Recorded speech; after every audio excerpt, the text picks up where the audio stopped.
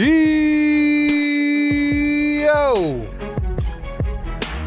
What is good, Philly Tech Nation, Sixer Nation?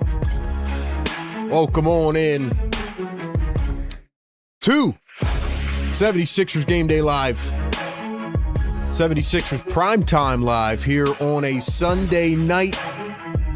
Sixers out on the road in the Garden, the TD Garden, to take on the Boston Celtics for the final time this season. Game number 4. Once again, here we are in purgatory. We'll talk about Joel Embiid. We'll talk about the Sixers and if they have any chance to get this one done tonight. They did it once before. Can they do it again? Sixers coming off their third straight win. The Celtics have been red hot. Should be an interesting primetime matchup here on Sunday night. But I guess the best will prevail. Ladies and gentlemen, you know what time it is, man. Let's get it rocking and rolling. Last game of the week. Getting ready for an interesting 3-game week coming up. We'll break it all down right here on Philly Take with RB. Let's go, man. Let's go, man. Hope everybody is doing well. Hope everybody had a nice couple of days off.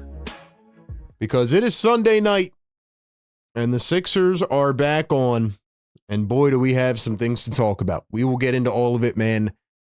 But you know what time it is. Good evening, good afternoon, good morning, wherever you are tapping in. Welcome into Philly Take with RB, Sixers Game Day Live show presented by our great friends at National University. We have the 33-26 Philadelphia 76ers taking on the 39-20 Boston Celtics, second seed in the Eastern Conference. It's been a very interesting journey for them without Jason Tatum, but they are still winning games, ladies and gentlemen.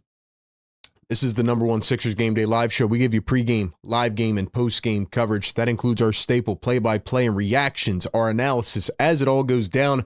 We read your comments out in real time. We give some love back to the people, and I can firmly say that this is the #1 Sixers Game Day Live community in the world. People tapping in left and right from all over the map. So shout out to y'all, man. If you're in here already, do me a favor. Hit that thumbs up button for your boy. Go down below. Hit that subscribe button if you want to join in on the live chat and turn on noties. That way you don't miss any of the content. We even did a video earlier today, little Sunday afternoon video. Talked about some interesting things. Make sure you don't miss that content. We drop shorts almost every single day, and we are doing live shows for every single game. It is game number 60. We are 22 games away from the finish of the season. Can you believe it? Last but not least, make sure to follow us on all socials. Our link tree will be coming through in the chat. So make sure you go ahead, click that link tree, and follow all of our socials. We are putting out additional content on other platforms.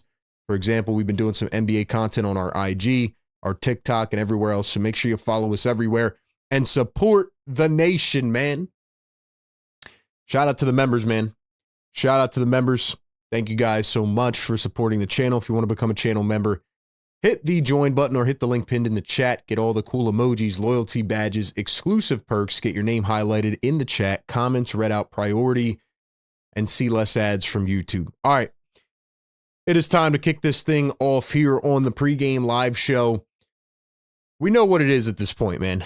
This is game number 4. And I'm going to summarize it to all of you like I did to somebody pretty much last night.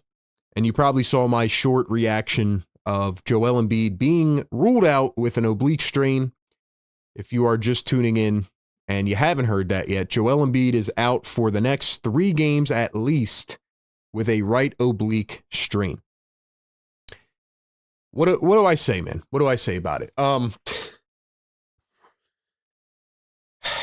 trying not to come off negative, you know. I've had a decent weekend. I'm trying to like really just keep myself composed and level-headed tonight.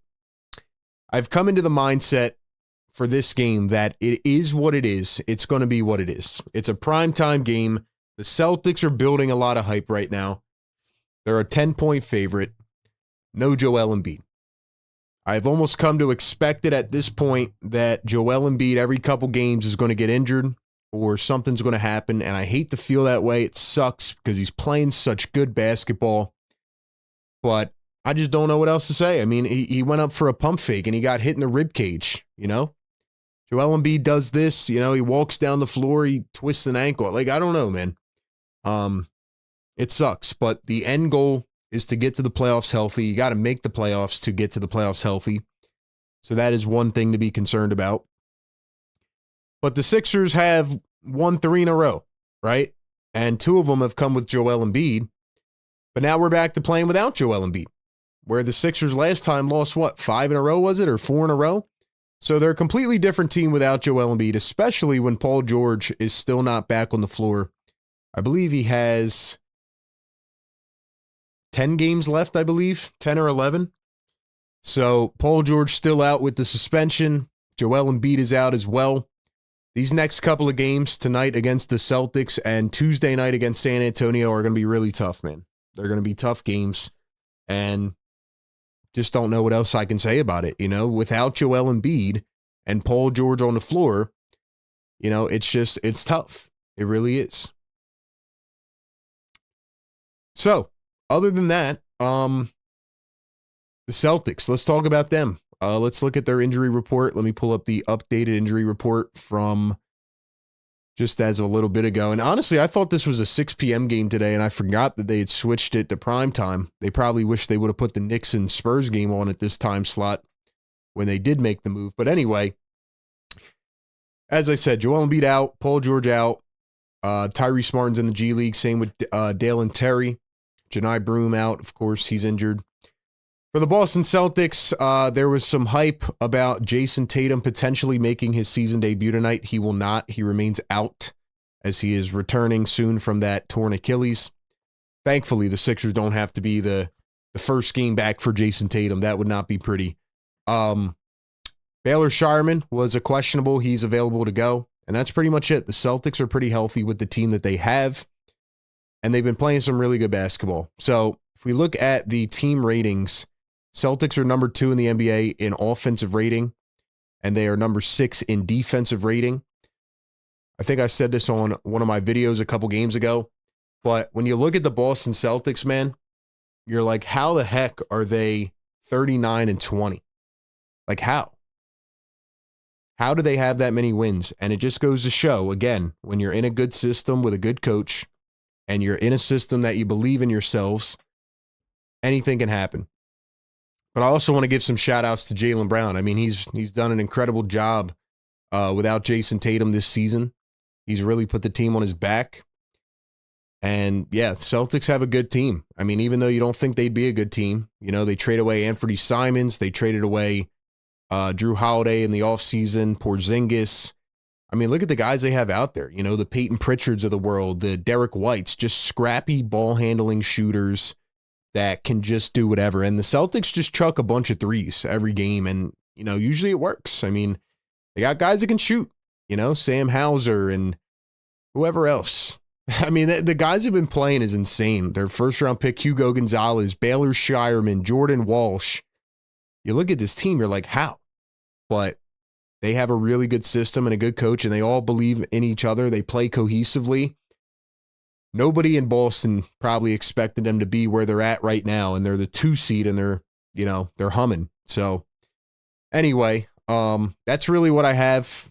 Like I said, the Celtics shoot, 42 threes a game. They're 3rd in the NBA, and they make a lot of threes, and they just run and gun. They play great team defense. So that's where we're at.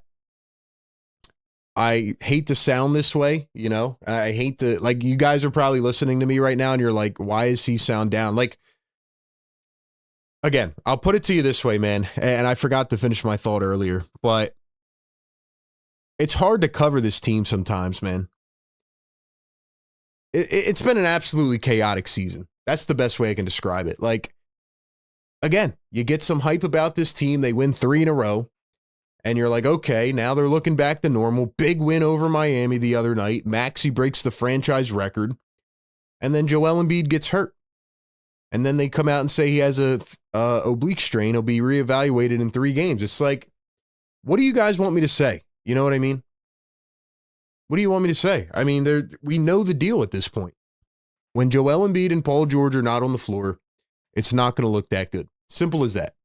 The one thing I guess that I'm excited about in this game is if you go back to the first game of the season, Tyrese Maxey and VJ Edgecombe absolutely balled out in Boston. Now, Sixers are actually 2-1 against Boston this season, but all 3 games total are decided by 4 points. So it's been a really good matchup this season. First game was the Maxey VJ opening night. Maxey had 42 and 6 and 2 steals, and VJ had 34, 7 and 3. That was like the welcome to the NBA moment for VJ. Like, that was awesome, man. In the second game, it was on a Halloween night. Sixers were 4-0 at the time, and the Celtics pulled it out at the end.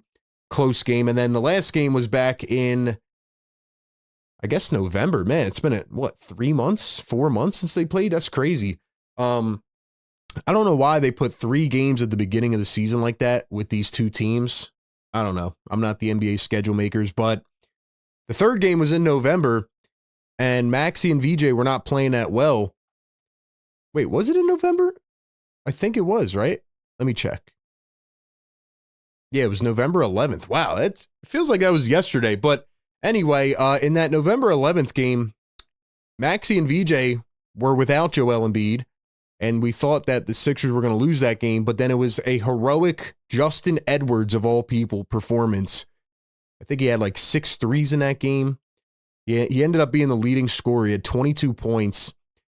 And I think he had like 4 threes in the fourth quarter or something like that. And Justin Edwards went crazy. So it was just one of them random performances, but it was probably his best game of the season. Nonetheless, what I'm trying to say is it's been a great matchup all year, but I just feel like I got the win like pulled out of my sails here. Does anybody else feel that way, man? Like, I just want to see some consistency, man. I don't feel good about this game at all. Now, I've done a bit for 3 straight games where I've picked against the Sixers just for the fun of it, and it's worked. I'm genuinely picking against the Sixers tonight. No, I don't think they're going to beat this Celtics team. They've won 10 out of their last 12. Sixers have won 3 in a row, but again, no Joel Embiid now, no Paul George. So we are back to relying on Maxey and VJ playing 45 minutes a game to try to win. And at this point, man, I'm like, just get me to the damn playoffs. I really hope the Sixers can make it at this point. Yeah. Sorry if I sound negative. I just don't know what else to say. I don't. It's been very hard covering this team this year. And, people get mad. They're like, dude, why are you switching sides every game? Why are you so happy one game and then you're mad the next game? Well, what do you want me to say? What do you want me to say? It's just, we'll see what happens, man. But anyway, the Sixers are in Boston. It's going to be a hostile environment. And see what happens, man. I mean, the Sixers need a win. They play the Spurs on Tuesday night. I watched the Spurs and Knicks game today. Spurs got their butts handed to them by New York, so they're going to come out mad on Tuesday night. And then they play the Utah Jazz on Wednesday, who are actively tanking. So it would be nice, in my opinion, to win either this game or Tuesday night's game. But without Joel Embiid, this team struggles really bad right now. So anyway, that is where I'm at. We got 150 people in here. Last thing I want to say before we get to the predictions, man. The bot apocalypse was a crazy out-of-body experience last game. If you were not here, go watch back the last stream. I'm not even going to try to explain what happened. It was absurd. But YouTube did take away all of the, I guess, bot subscribers. So we are back to where we were. It was still a fun experience nonetheless. And it helped us get through a really tough third quarter. But nonetheless, now we're going to earn our way up to the 60K, man. But thank you to everybody who, I guess, made that possible, or the bots that made it possible. Anyway, man, that is where I'm at. So, ladies and gentlemen, no make the picks tonight, but we are going to get to our predictions here. So I want you to let me know down in the comments section your final score predictions tonight. Ladies and gentlemen, give me your predictions down low. What is your final score prediction? Who is going to come out with the W in this game? Who will lead the game in points, and how many points will they have? So once again, give me 4 things in the chat right now. Final score prediction. Who gets the win? Who will be the leading scorer, and how many points will they have? That's what I want to know from you down in the chat right now. Before I read your comments and give my own thoughts on this, I want to give a shout out to our great partners of the show over at National University. Shout out to NU. Listen, let's hope the Sixers don't get schooled tonight, man. Look, I want you to go to school. I don't want the Sixers to get schooled tonight. But if you are looking to go to school, you got to check out the degree programs over at National University. Maybe you're trying to juggle a full-time job, take care of a family, run a business, whatever else, and you feel like you may not have the time or energy to go back to school. If that is the case, worry no more, because NU is perfect for you. They offer 4 and 8 week online classes that help you balance work life and school. You get to start sooner and finish faster. National University is one of the largest private nonprofit accredited universities in the United States, with 50,000 plus students and 150 plus degree programs. They have a 50-year history of innovative learning. And for a limited time right now, National University is offering a year of use scholarship that you can apply for until the end of this month in March. And if you are accepted to that scholarship, you will get up to $6,000 annually towards a bachelor's or a master's degree. So once again, shout out to National University. New year, new goals, new you. Check out their new scholarship offerings and all their degree curriculums online by clicking the link down in the description or in the live chat. Go to National University, where you can juggle school, where everything else life has to offer. All right, man. Final score predictions in the chat. Here's what I got, man. No, I don't think the Sixers are winning this game. Now, I hope that in the theme of the reverse jinxology, okay, in the theme that we have been keeping up for the last 3 games, which, by the way, if you haven't been here, I've picked the Sixers to lose the last 3 games, and I have picked against them on everything. And for the last 3 games, they've actually come out and found ways to win and been dominant. Tonight, I'm going to be for real. I don't think they're going to win, but I'm still going to use it as a component of the reverse jinxology method. So I'm going to say the Sixers get blown out tonight. I'm going to challenge them even more. Maxey and VJ got to go off tonight. They're going to have to play at least 43 minutes, in my opinion, to try to win this game, unless the Celtics are just completely off. But I am going with the Boston Celtics 127 to 105. 127 to 105. Boston wins it. And just for the heck of it, I'm going to say that Jaylen Brown leads the game with 32 points. I'm going to go full reverse on jinxology, and I'm going to make the Sixers get mad. I'm going to challenge them. Okay, so I'm picking everything Boston for the 4th straight game. I said this last game. If the Sixers won that game, I would never pick I would never pick them to win. If the Sixers win this game tonight, after I'm picking against them again, and the reverse jinx is this powerful, I literally may never pick them to win again. So anyway, that's my prediction. 127-105, Celtics win. Jaylen Brown leads it with 32. Give me your predictions in the chat. Let's see who we got up in here, man. Thank you all for being here. 150 in the chat. Look, here, I honestly need y'all to go down below and like the show and hit the sub button. Like I said, all the bot subs got taken away, so we're back to the organics, man. But we're trying to grow the show. We're going to be doing a ton of live content in the playoffs. We've been doing extra NBA content on our social medias, and I got something big in the works coming soon. So a lot of moving parts here, man. But I need y'all to support the show and get us to 100 likes so we can wake up the neighbors. Clint in the chat, what's going on, man? Channel members is 117, 103, Boston. Maxey with 31. Pure Philly Paint says 120 to 109 Celtics. Jaylen Brown leads all scorers with 34 points. You guys are kind of close to me, man. What did I say? 122 to 105? And yeah. Busy Beast is 124-112 Celtics. BLSG says 125-102 Celtics. Jaylen Brown leads all scorers with 34. I don't know if everybody's going with me with the reverse jinxology method or if you guys genuinely believe the Sixers are about to get crushed tonight. Nah, it says 130-99 Celtics. 121-119 Sixers. All right, we got somebody picking the Sixers. Maxey with 43. Dan says 124-108 Celtics. Unfortunately, Jaylen Brown leads with 32. I hope I'm wrong. Seems like we're all in the same vicinity with these predictions. By the way, Jaylen Brown averaging 29, 7, and 5. He's been incredible. Karen says 118-114 Sixers. Pull out the win. Tyrese with 40. Dom says Celtics 114-112. Brown with 33. Celtics get the win and shut down Maxey. 118-105 Boston. Maxey 28 says Bird Gang. Albert says 109-88 Celtics. Ooh, that's a rough one. Cool J says 123-122 Celtics. Brown with 40 plus. Men says Sixers and a shocker, 120-117. Dave says 119-117 Sixers. What else we got? 120-109 Boston. Jaylen with 34. Shazy, what's good, bro? Says, what up, RB? Hoping for the best this game. I'm not keeping my hopes up. I hear you, man. I hear you loud and clear. Me either. I've come into this night with the mindset that it is what it is.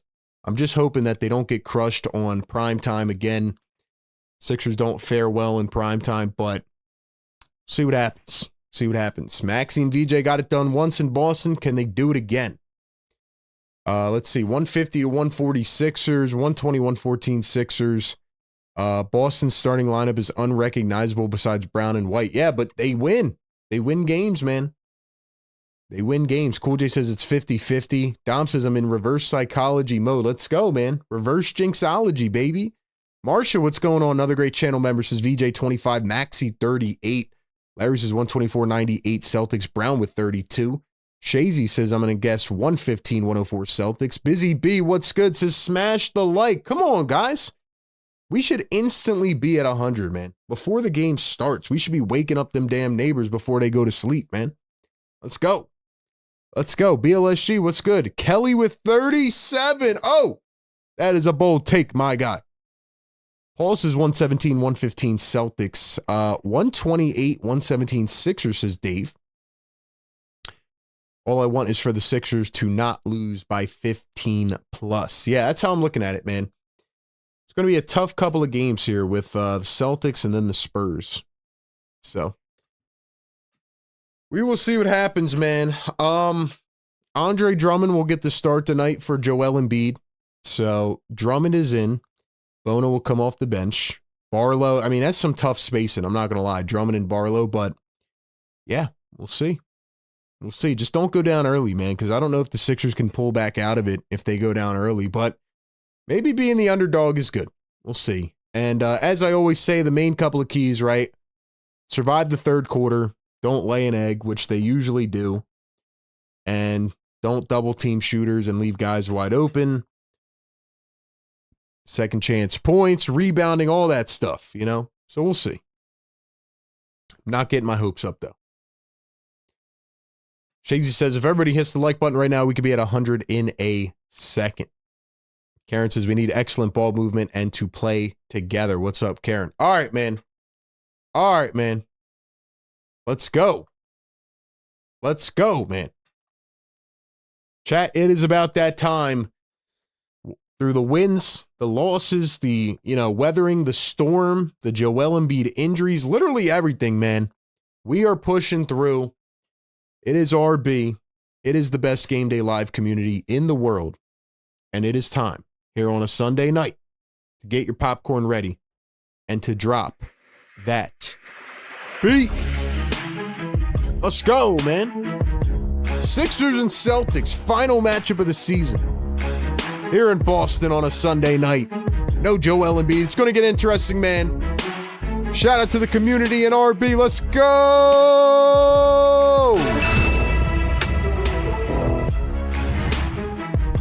Let's go, man. Got to get that W, man. Any which way. I don't care. They could win by 1 point. They could win by 1 point, man. Just get a W. It's going to be tough, though, man.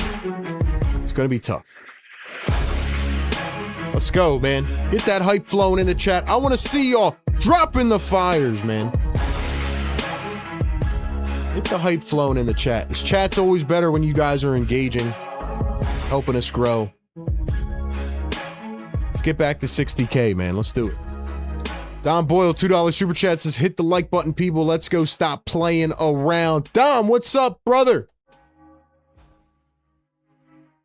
Shout out to my guy, Dom. Listen, it's as simple as this, man. You hit the like button, gets pushed out to more people. That's how it goes. I mean, last game, we literally broke the internet, bro. If you were here when Philly Take with RB's community broke the algorithm, drop a yes, sir, man. Let's go. Let's go. If you guys are new to the show, I am RB. I cover this team every single game. Pre-game, live game, post-game shows, all combined into 4 hours of coverage. Please do not spoil the game in the chat. Time your stream up with mine. And please do not spam the live chat either. So that way we can keep this clean and crispy. And we can read everybody's comments. And we can have a good time. Shout out to y'all in the chat, man. Let's do it. Let's do it. 8 o'clock tip-off tonight, Eastern time. It was originally scheduled for 6. They moved it to 8 for prime time. They're probably mad that Joel Embiid is now injured again and not playing. And Tatum, still not back.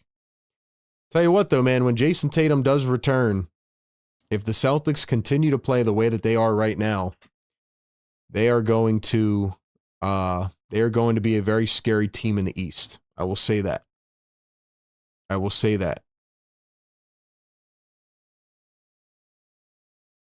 It's going to be a very interesting Eastern Conference playoffs. I'm actually excited to see how it plays out. I'm excited to stream a ton of games. The Knicks got a big win today over the Spurs. I was watching a little bit of Nuggets Timberwolves. That was a big win by Minnesota, another wild card team. So yeah, Spurs had an 11-game win streak snapped. The Pistons are currently beating the Magic right now.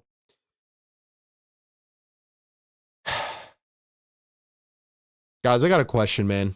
Somebody needs to talk to me. Like, how do we feel about Joel Embiid, man? How do we feel about Joel?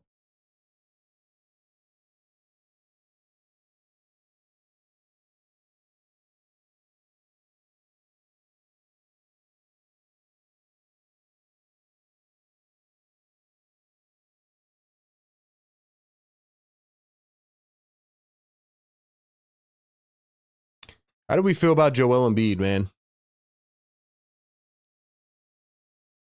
I just want to know. Like, do you guys think he can actually stay healthy in a playoff series? Or before the playoffs? I know I probably sound a little bit, like, out of it tonight. It's hard to cover this team, man. And I love it so much. Like, you guys don't understand. Like, this is me to my core. This is me to my core. I've had people ask me, like, yo, are you the same, like, passionate person off camera? This is me, bro. This is me. I'm up late at night thinking about the 76ers and why this happened in 2015 and why that shot bounced 4 times on the rim. Like, I can't let it go, man. Some people say we are sick. Maybe we are. But I love this team so much. I love these Philly sports so much. I cover the Eagles for A to Z Sports. I cover the Sixers. Like, I want these teams to win, bro. And I'm just conflicted. As much as I love Joel Embiid, it's like every couple games, man. And then they come back and Embiid's playing his butt off, man. And Maxi's playing his butt off. And it's like, I just, like, for someone like me who has covered every, like, drama situation the last 6 years, from Simmons to Harden to Tobias, like, everything, man. I don't think I've ever had a season like this. This is chaotic, man. I don't know what to expect. I don't know what to expect on Tuesday night, on Wednesday night's game. I don't know. I really don't know. And people are getting sick and tired of me hearing me talk about Jared McCain, but I'm going to keep talking about it, man. Jared McCain, trading Jared McCain and not getting anybody back just really put like the dagger in for me. And I said it on February 5th. We're about, 25 days removed from that. McCain continues to cook over in OKC. I mean, he's just absolutely cooking right now. It's insane. Grimes has started to get a little bit of momentum going off the bench, which is nice. But can Grimes keep it up? I don't know, man. If you're the 76ers right now, your hope is that Joel, well, first off, your hope is that the Sixers don't fall into the play-in tournament. They get into that 6 seed or 5 seed, and Joel is just fully healthy, ready to go in round 1. And Embiid and Maxey just go nuclear and drop 80 points combined a game or something like that. Like, that's your main hope if you are the 76ers organization. But again, you didn't upgrade the bench. So in a playoff series, your team's going to have to play 45 minutes from the starters. It's just frustrating, man.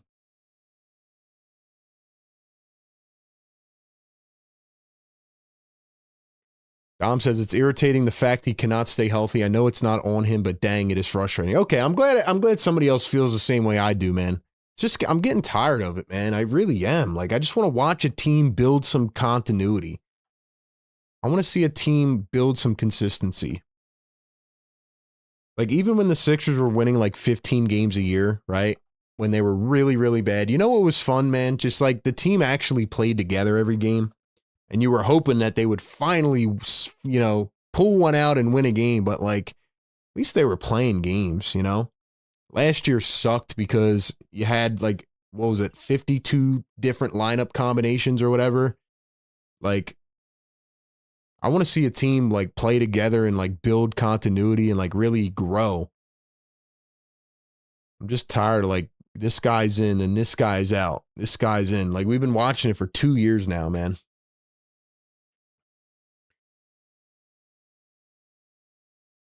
John Monroe says, love Joel. I think he deserves some grace for the injuries he is sustaining. Hope he can finally put it all together soon. I mean, I feel like we're giving him grace, though, right? I feel like we are. At least I am. But it's still annoying. Still annoying. Dave, what's up, man? Bird Gang says, this is why I'm at the point where I have to protect my peace from getting too excited about all Philly teams. Been let down for too many times. The oblique injury was just unlucky. It definitely was unlucky, but that's been the story of his career. It's just unlucky, man. He gets elbowed in the face by Markelle Fultz, breaks his eye. I don't know. Just frustrating, man. How many games do we win without Joel Embiid? Not a lot. Not a lot.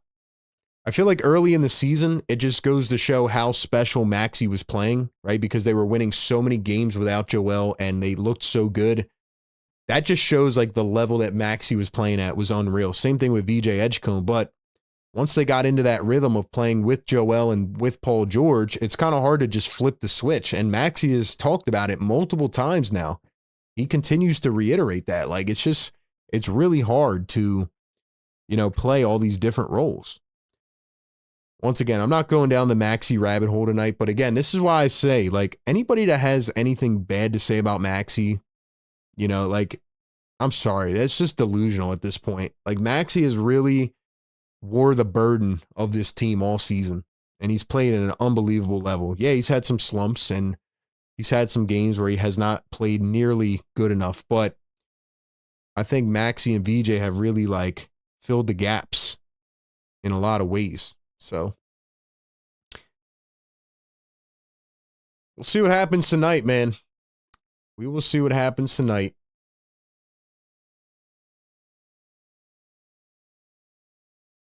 BLSG says 100 likes. Drop the yes, sir. Wake them up. Do we have 100? We do. We do have 100. Let's go, man. 255 people in the chat here on a Sunday night. Sixer Game Day Live. Sixers and Celtics. Let's go. Wake them up. Yes, sir. Yes, sir. Wake them up. Let's go, man. Give me hype, chat. Let's go, man. It's going to be an interesting one. Let's get it rocking and rolling, baby. Come on. That's why I love this community, man. That's why I love this community. No matter what, you guys still live up to the hype, man. You guys still bring it every single game, bro. Like I said, we do this every single game. So make sure you keep tapping in. Show us love. Mods, drop that link tree in the chat. Follow us everywhere, man. Let's go. Keep us going and growing and glowing. Primetime hoops, man. Can Maxey and VJ do it again? Can they do it again? Let's freaking get it.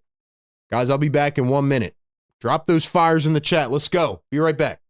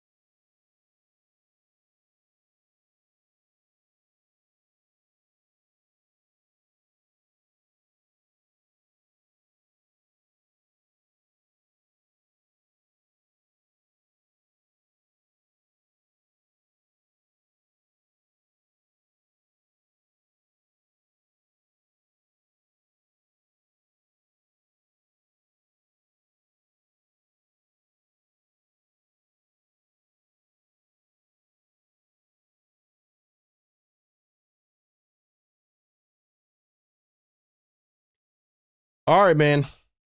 We are back. We're ready to rock. Get us to 200 likes now. Finally got our starting lineups here. For the Boston Celtics, it'll be Derek White, Baylor Shireman, Jaylen Brown, Sam Hauser, Neemias Queta.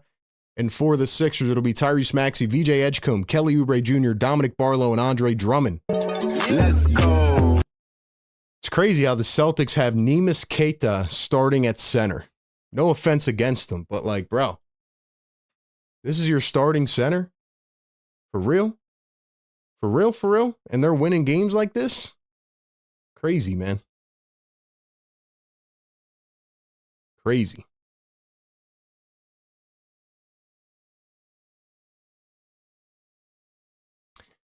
$5 super chat. Mr. Sandman, what's going on, man? Thank you so much. He says it's clear Embiid has an ailment that makes his body susceptible to injury. The Sixers knew that before they drafted him. I mean, I agree Embiid's injury prone, but like sometimes he's just unlucky as heck.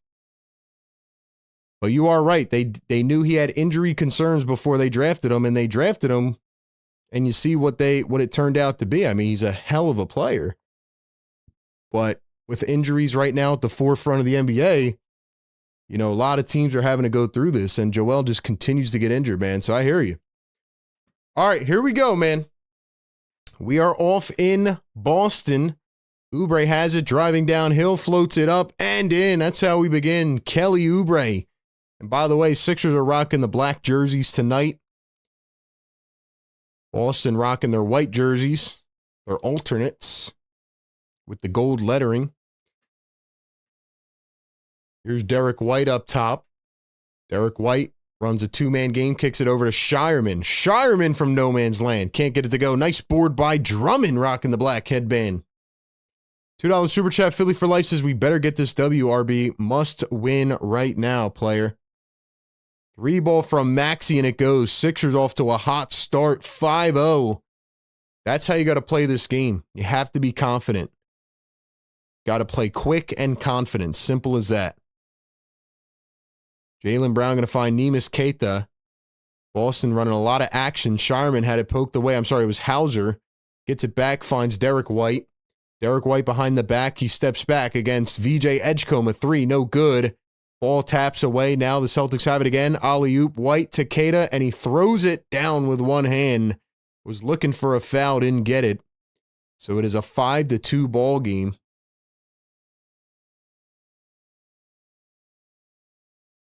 Here's VJ Edgecombe guarded by Jaylen Brown. 10 on the shot clock. VJ coming around his screen. He's going to pull up a three. Got it off the dribble. Let's go, man. Let's go, VJ. Jaylen Brown going to find Keita, kicks it out. Here's Hauser, catch and shoot three, and he drills it. Teams are starting to get it going, shooting the ball. Maxey guarded by Shireman. Maxey one-on-one. He's going to dribble, steps back, broke his ankle. He broke his ankle, and he couldn't knock down the three, though. Oh, my gosh. This man, Shireman, his ankle is almost just exploded. Jaylen Brown going to step back, finds Derek White. Here is Shireman. He pulls up off the dribble, a three. That one is short. Celtics get the rebound, and Keita puts it up and in, and he was fouled. It's going to be a personal foul. Kelly Oubre and an and one coming up. Baylor Shireman, second-year player, first-round pick last year, 30th overall out of Creighton. He almost got his ankles broken by Tyrese Maxey. Well, he did. Maxey just couldn't finish the shot.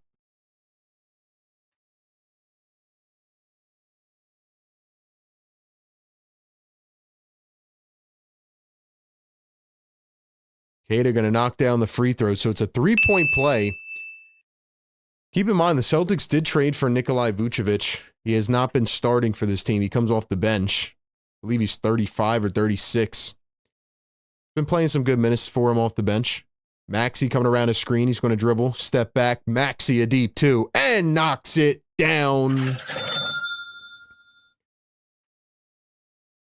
Derek White spinning. Now back to his left. Dribbling. Kicks it back. Here's Keita at the top.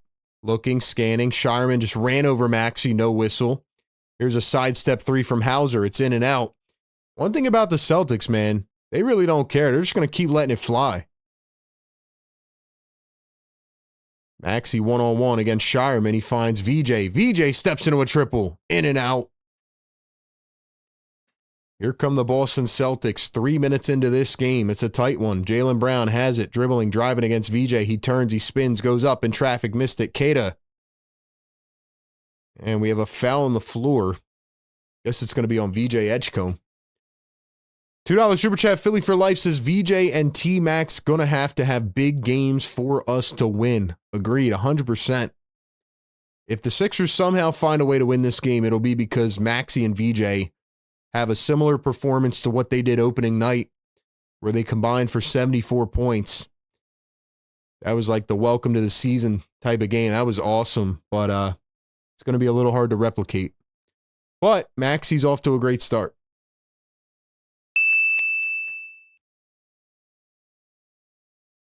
Jaylen Brown, great numbers against the Sixers this season. Really just great numbers, like I said, in general. He's done a great job without Tatum on the floor. And Tatum looks like he's coming back soon. So we'll see what happens. If you guys are just tuning in, man, hit that thumbs up button. Thank you for being here. Sixers Game Day Live presented by National University. Oubre had it stripped away when driving to the basket. Here come the Celtics. Shireman dishes over to Jaylen Brown. Pump fake back to Shireman. He pops up for three. That one's in and out. Nice rebound by Barlow. Here comes Tyrese Maxey down the floor. Maxey working against Derek White. Maxey backing down. He turns to his right. He spins. He fades. Can't get it to go. Shireman the rebound. Here come the Boston Celtics. Shireman up the floor. Hesitates. Now drives. Kicks back. Jaylen Brown wide open for three. Can't get it to go. Keita another rebound. Up with the left, and he missed it. Here come the Sixers. VJ with the rock. Dribbling, driving all the way. Lays it up through traffic. Then got it to fall. VJ Edgecombe. 7:30 to play here in the first. Sixers lead it by a couple. Derek White going to find Sam Hauser. Hauser back to D. White. He pops up for three. Too much on it. Keita another rebound. Drummond just standing around. Brown to Hauser. Hauser had it kicked away by Oubre. And Oubre's right in his face. He's talking a bunch of smack. Kind of like it. I'm not going to lie. If you're undermanned in this game, I mean, at least go out playing scrappy. You know, Oubre's right in his grill saying, you can't get past me, bro. Derek White working against VJ finds Hauser. Hauser off a pin down, misses a three. Sixers have another board. Oubre up to Maxey. Sixers running the floor. Maxey to VJ. VJ step over, dribble, drive all the way. Goes up, missed the lay, got his own board, puts it up, and he missed it twice. Here come the Boston Celtics down by 2. Jaylen Brown drives to the rim, and he flushes it home, leaves Kelly Oubre in the dust, and we're all knotted at 12. $2 Super Chat Philly for Life says T-Max locked in, RB. When he's hitting that midi, you know. Yeah, I agree, man. Maxey's got to keep it going. You know, how much can he do tonight before he gets burned out? We'll see. Surprised they got Baylor Shireman guarding Maxey. It's very interesting to me. Maxey drives downhill, lays it up, missed it. Barlow the rebound. But it looks like... Wait, did they call that an and one? I think they did call it an and one. They got the foul in the second attempt, so Barlow's going to be fouled, and one more coming up at the line. Yes, sir. Drop the ones in the chat, baby. I thought they got Maxey with the drive to the rim, but apparently it was Barlow who got the and one opportunity. The unfortunate part is that Neemias Queta, and maybe it's my fault again. Like I said, whatever I say or whoever I talk about, usually the opposite happens. So 5 minutes ago, not even, I was talking about Neemias Queta being the starting center, and he has completely taken Andre Drummond to school so far in this game. Drummond has 1 rebound, and he's been boxed out about 4 times already. Neemias Queta, 4 boards in the first 5 minutes. So...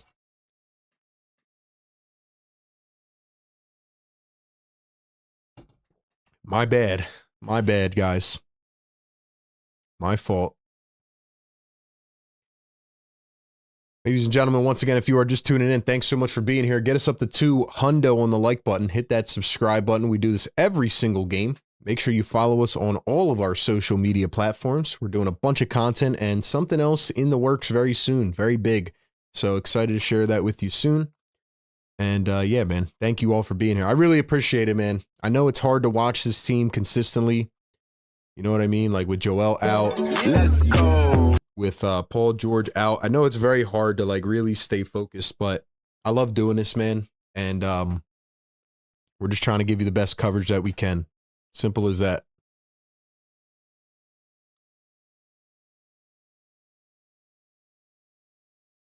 Am I lagging at all? Let me know in the chat. Can you guys hear me clearly? Is there any lag going on? I don't know why it's sputtering a little bit on my end.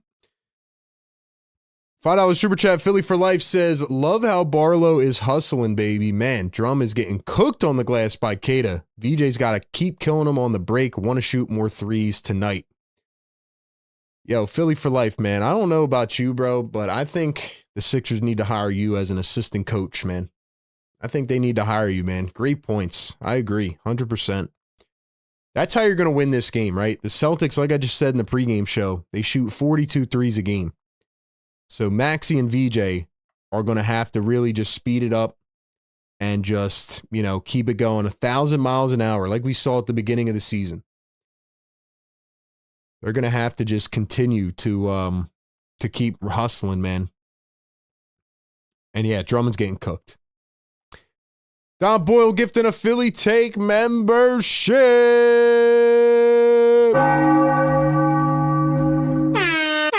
Woo. Drop the MVPs in the chat for Dom Boyle. He's always supporting the channel. Always helping the community grow. Dom, we appreciate you, man. Thank you. Shazy says, just watching VJ get better is a good game for me.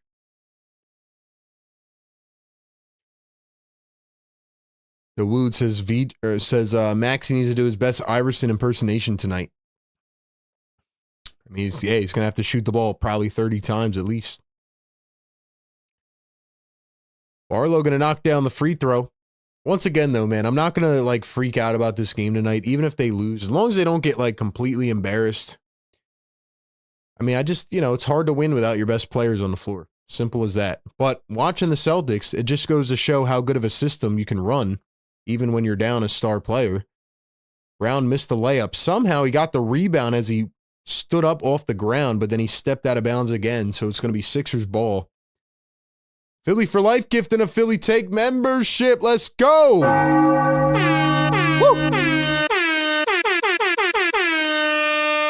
Y'all know what to do, man. MVP's in the chat. Drop MVP. When people support the community, we have to support them. Maxey through contact. Bad finish, but Drummond gets the board. He goes up, and he's fouled! Drum God! See what happens, guys? As soon as we talk about Andre Drummond, he immediately gets an and one.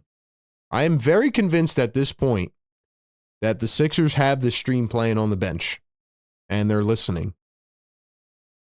As soon as we talk about somebody, they immediately step up. So the and one is good. It is a 6-point ball game. Here's Jaylen Brown driving baseline. He gets trapped, and he was fouled. That is going to be the first one on Dominic Barlow. Shout out to the members in the building tonight. We got John Monroe in here. Alan, what's up, bro? Busy B, what's good? Estelle says Drum God and one. Cable, what's up? Shouts to the members, man. Yo, RB, I just said Drum's acting goofy, and he does that. Literally, anytime we do it, man. The reverse jinx is insane. Drummond just tried to fight VJ for a rebound, and they poked it out of bounds. So now it's going to go back and stay with Boston. So just a bad miscommunication by Drummond and VJ. It just can't happen in a game like this. Come on. I wonder how many games they have left with the black jerseys on. I'm surprised they're wearing them on the road. Here's Jaylen Brown. He drives, he slips, kicks it back to Hauser. Hauser down the lane, kicks out to Vucevic in for the first time and knocks down a corner three. It's a 3-point ball game here with about 5:20 to go in the first. DJ to Oubre. Oubre guarded by Jaylen Brown. Maxey now. Barlow back to Maxey. He drives. He steps back. Maxey for three. Cha-ching! He's on fire! Woo! Tyrese! Let's go, man.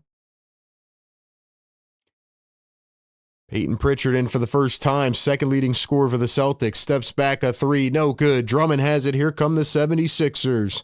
Maxey down the floor. Maxey guarded by Gonzalez in for the first time. Maxey drives the lane. Goes up left hand. Can't get it. Drummond the rebound. And he pushed Hauser on the board. So it's going the other way. Celtics basketball. So yeah, I mean, just an interesting set of guys that the Celtics have right now. Hugo Gonzalez was their first round pick this year, 28th overall from overseas. Jordan Walsh is a guy that's been bouncing between the G League and the NBA for a couple years, second round pick back in 2023. And obviously we know Peyton Pritchard, who I really liked coming out of that draft back in 2020.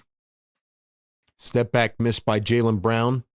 Bona in for the first time, picks up the rebound. Here come the 76ers. Maxey driving, turning, spinning. Maxey kicks back to Barlow. Barlow, the crossover, the drive, the spin. What a take. Couldn't finish it at the rim. Bona, the offensive rebound, and he puts it up and in. Nice play by Adem Bona. It's an 8-point game. Let's go, man. Nice play by Adem Bona, and I guess we have a timeout on the floor. It's an 8-point ball game. Let's go, baby. Good stuff. Good stuff, man. That's what I'm talking about. All right, guys, can we get some blue and red flowing in the chat? You guys have been awesome tonight so far. Thank you so much for being here tonight. Sunday Night Hoops, Sixers and Celtics. So far, it is the Sixers with command of this ball game. Tyrese Maxey's playing awesome hoops right now. 8 points in the first 8 minutes. DJ with 5 points. You got Barlow with 3 and 3. Drummond with 3 and 3. And yeah, man. Jaylen Brown has not done much so far.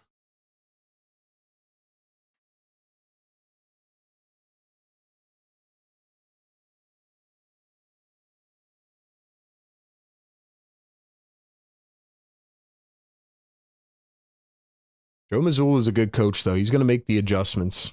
I do get worried about the third quarter. And like I said, last game, if you guys were here in the midst of the apocalypse, I said I was worried at halftime when the Sixers had a pretty commanding lead on the Miami Heat, and then they completely choked the third quarter away. So I'm definitely not getting my hopes up at all until the clock hits 0 in the fourth quarter. That is for sure. Real quick, I want to take a look at the pace numbers here. We did that the other day. Miami was well, actually, they were the quickest team when it comes to pace. Boston Celtics rank. Let's see where they rank. Sixers are at 18th. And let's see. Wow, Boston's actually dead last in pace.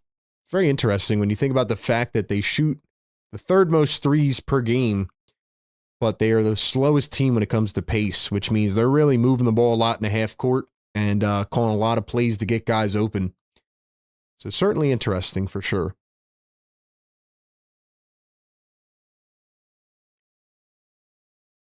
It's funny, the Celtics are 19th in points per game, but they're second in offensive rating, which just shows that, you know, their points are efficient.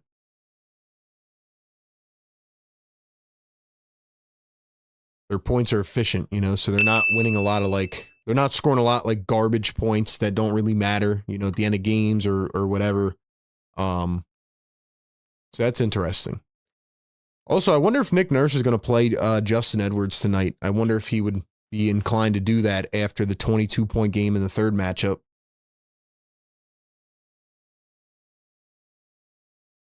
Guess we'll see. $2 super chat from Emanic1977. What's up, man? Nice channel member. Thank you so much. Says, let's effing go. Hold it down for Embiid. That's the energy we need, man. That's the energy we need, man. Let's freaking go, guys. 440 people in the chat right now. Get us to 300 likes. Y'all know what to do, man. Help us get through that algorithm. Let's break the internet again. Why not? Pritchard going to find Vucevic. Pritchard against Maxey. Jaylen Brown sent to the ground, no whistle. Pritchard drives the lane. Dumps to Walsh. Goes in, misses the layup. Vucevic trying to get the board, cannot. Vucevic was drafted back in 2011 by our 76ers. He is a 35-year-old vet, but can still play some quality minutes off the bench. Maxey missed the floater. We had a foul on the floor. I'm guessing it's going to be on Vucevic as Bono went flying to the ground. And look, guys, you know, I don't want to sit up here and give the Celtics a bunch of compliments, but as a creator who tries to keep it fair and call these games with real analysis, I got to be honest, man. The Celtics deserve a ton of credit. If we go back to the beginning of the season, I remember I put out a podcast video episode where I said that I remember I was like ranking which teams I thought could be like in the top 4. And I said the Celtics might not even make the playoffs. I said they would be a play-in team. So they have proved me wrong for sure. And a lot of other people as well. And if they get Jason Tatum back soon, man, I mean, it's a wide open conference. It's a wide open conference. But hey, as a real creator, fan, whatever, like I got to give them credit. They have had a great season. And I think Joe Mazzulla is an awesome coach. I do. Maxey puts up a contested triple, left it a bit short. Gonzalez the rebound. I mean, again, you look at the guys on the floor right now, right?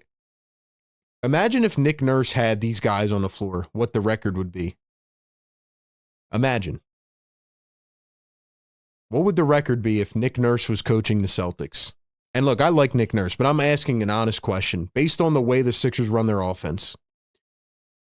Bona under the rim. Nice bucket by Bona on the up and under. Sixers are playing really fast right now. They're moving the ball well.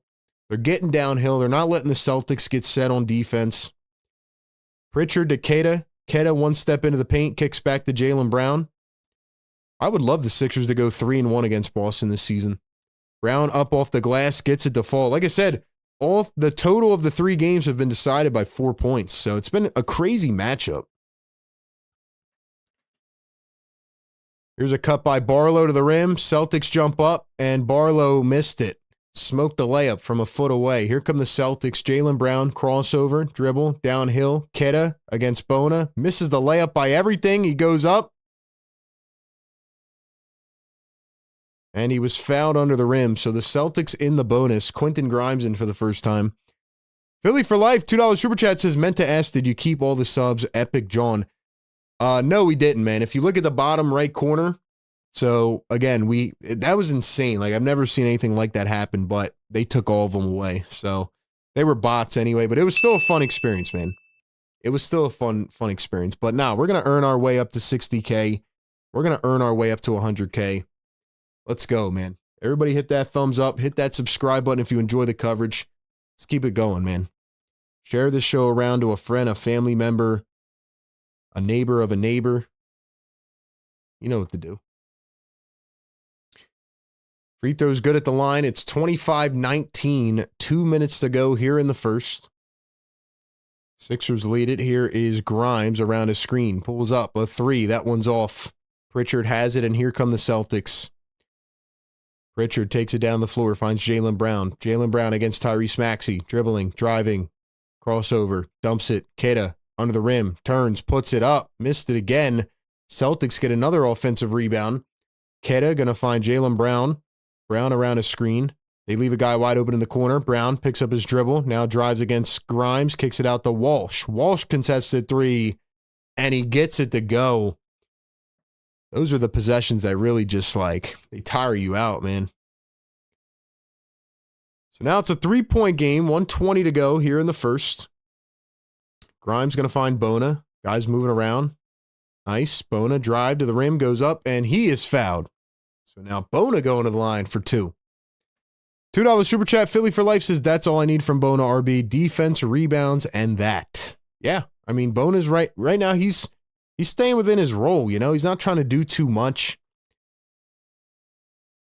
Honestly, Bona looks like a running back right now. They're just handing him the ball. He's just running downhill, getting to the rim, easy layups. I still think he needs to develop, you know, an offensive game, but right now, I like how he's playing. I like how he's playing right now. Guys, let's get to 52K tonight, man. We need 143 more subs. Let's go, man. Let's go. Thank you all for being here in the chat so far. We got 450 in the house. Get us to 200 likes. Hit that thumbs up button. Thank you for being here.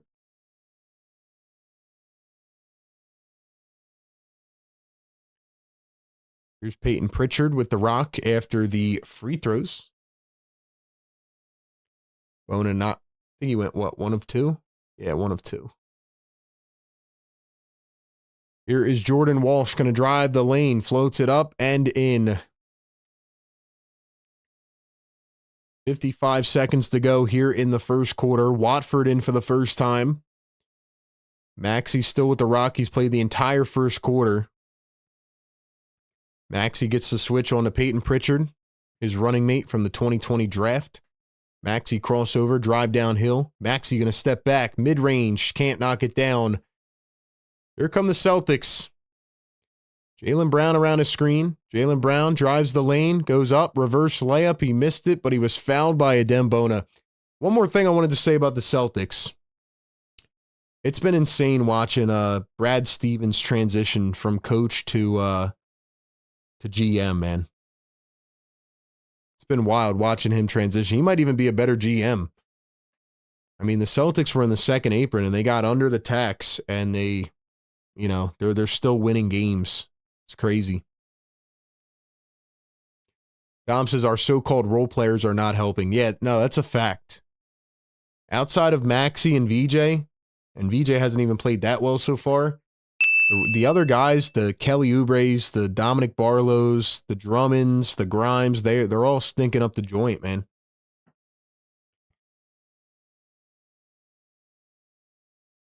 But you know what the Celtics do, man? They don't get too high or too low during a game. I feel like they just play very, like, solidified rhythmic basketball the entire game.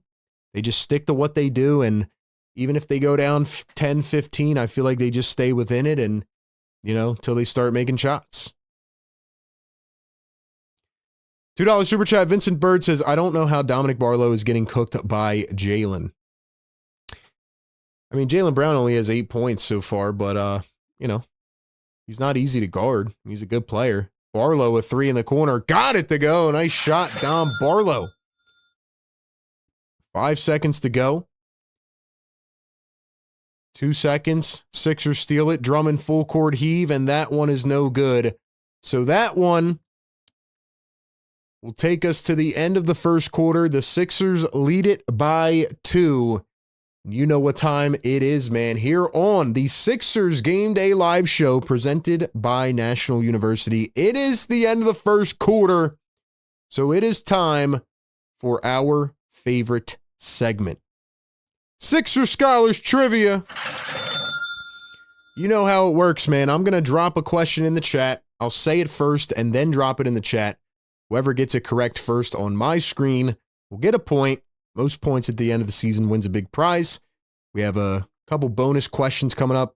Not today, but we're going to be doing an exclusive bonus trivia week. So even if you're behind, don't worry. Ton of chances to get back into it, including right now.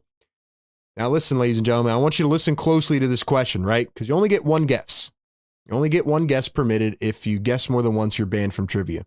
But I want you to listen closely to this question because it's going to be an interesting one.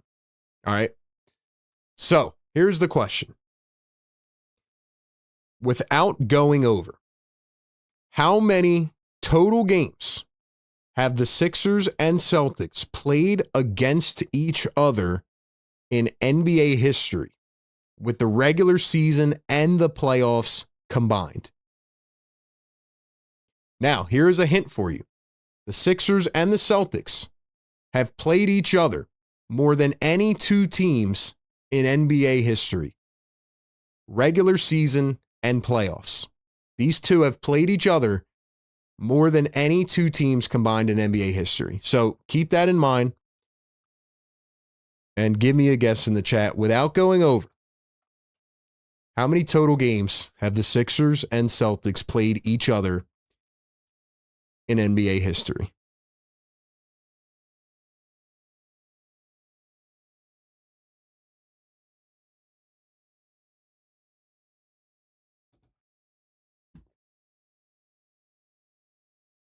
Give you guys nice 15, 20, 30 seconds in the chat. Once again, shout out to National University, our great partners of the show. Make sure you check them out and give them some love as well. They make this possible for us and you.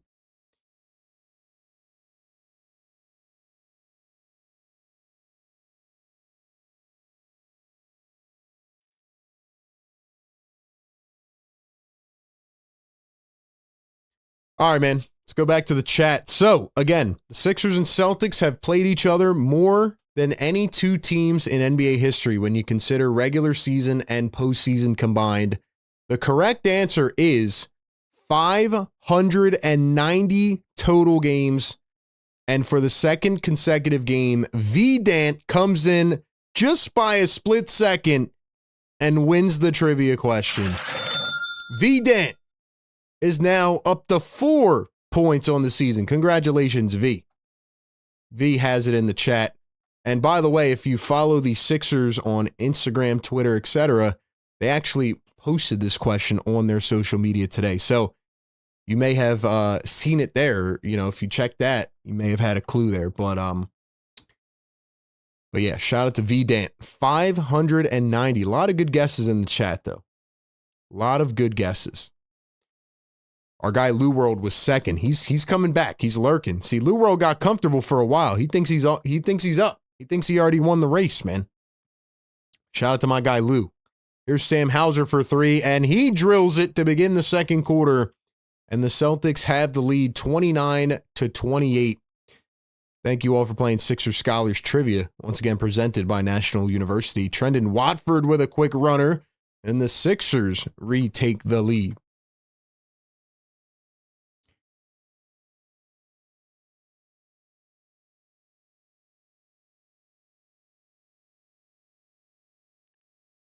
Here is Peyton Pritchard. Pritchard down low to Queta. He goes up, and he is fouled again. Cable says the Sixers Instagram posted this, and I saw it, and I still guessed wrong. Dang, man. Yeah, Cable, you were actually, I think, the first guess. So you were off by 100. But yeah, 590 games is pretty wild. It's pretty wild. Does anybody know how many games each team has won? We have a really good trivia race going right now. My guy Lou World, he better not get too comfortable, especially with the bonus week coming up, where every question is going to be worth 2 points. So a lot of chances to get back in it.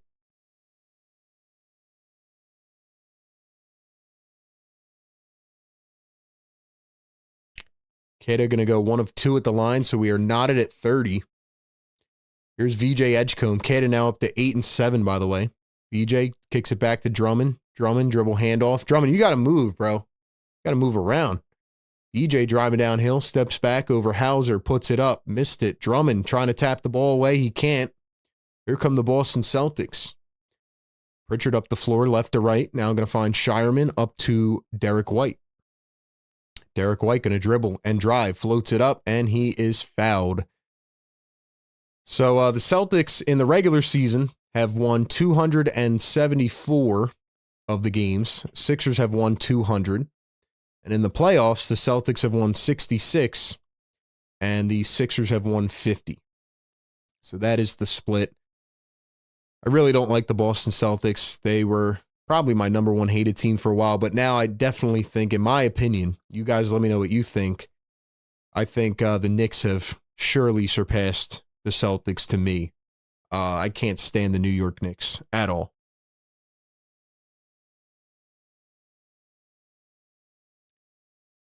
So the first one good for Derek White.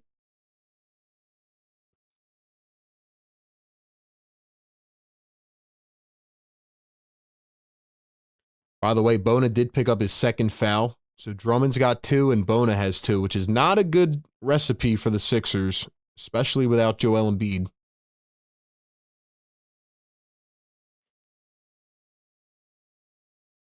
Grimes up at the top finds Drummond. Drummond tried to give it to Grimes, and he threw it away. And Derek White just threw it off of Quentin Grimes.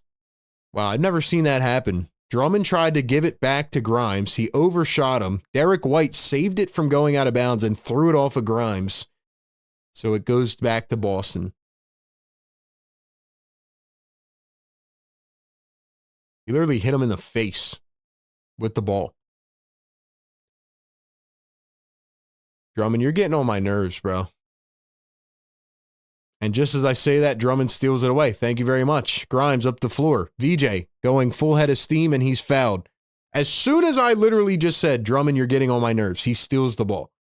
It can't be an exaggeration, man. Like, they have to be listening to this show.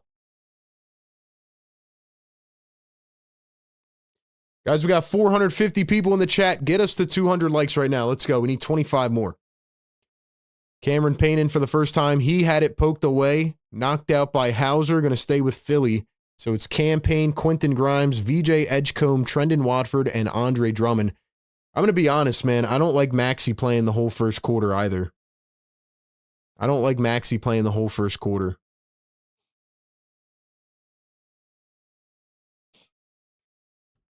Derek White going to bring it up the floor now. So Derek White, guarded by Watford, finds a bounce pass to Queta in the paint. Dude, Drummond has to be sat right now. I'm sorry, Drummond, but you are getting obliterated on the defensive end.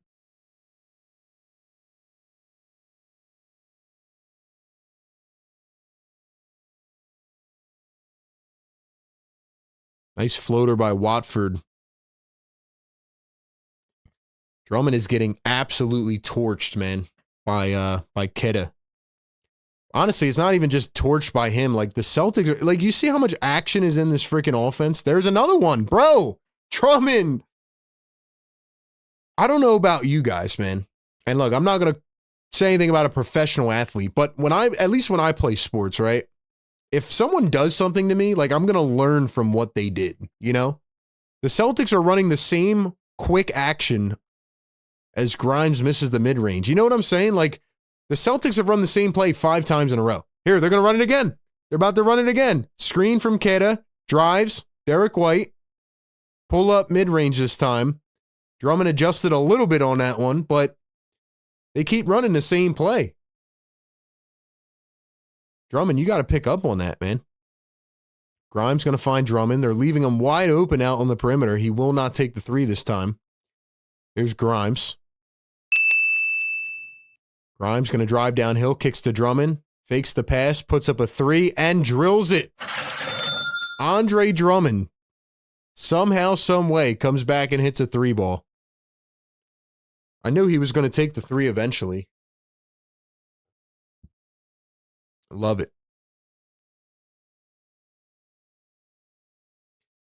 Here's Derek White, guarded by VJ Edgecombe. Derek White with the left hand, drives again, kicks out to the opposite corner. Sam Hauser drives in, kicks out to Derek White. The ball movement is crazy. 3-ball from Walsh. It's short. Queta, another offensive rebound, and puts it in. He has 10 boards in this game. I should not have said anything about Neemias Queta before this game, man. I shouldn't. He is cooking Drummond right now. Edgecombe gets plucked from behind. Here come the Celtics. 3-on-2, a fast break. 4-on-2. Queta in the paint again. Oh, my gosh. I am sorry, bro. I'm sorry.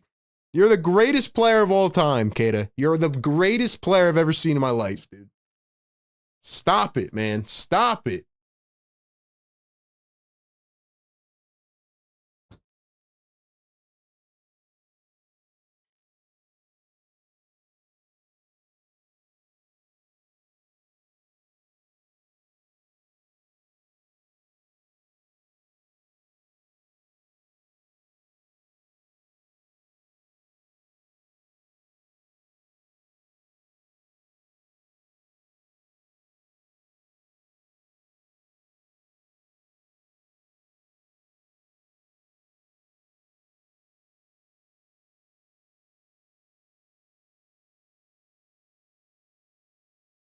Guys, I mean, come on, man. Come on, bro. You're telling me you can't adjust with that, bro? You can't? Come on, Drum. I've been advocating for you too, man. $2 Super Chat Philly for Life says, what is Drum doing, bro? Yeah, that's what I've been wondering this whole game.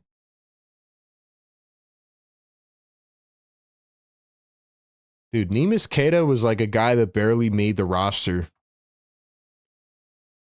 Celtics literally traded guys away, and they kept this guy Queta. He's in his, what, 4th year?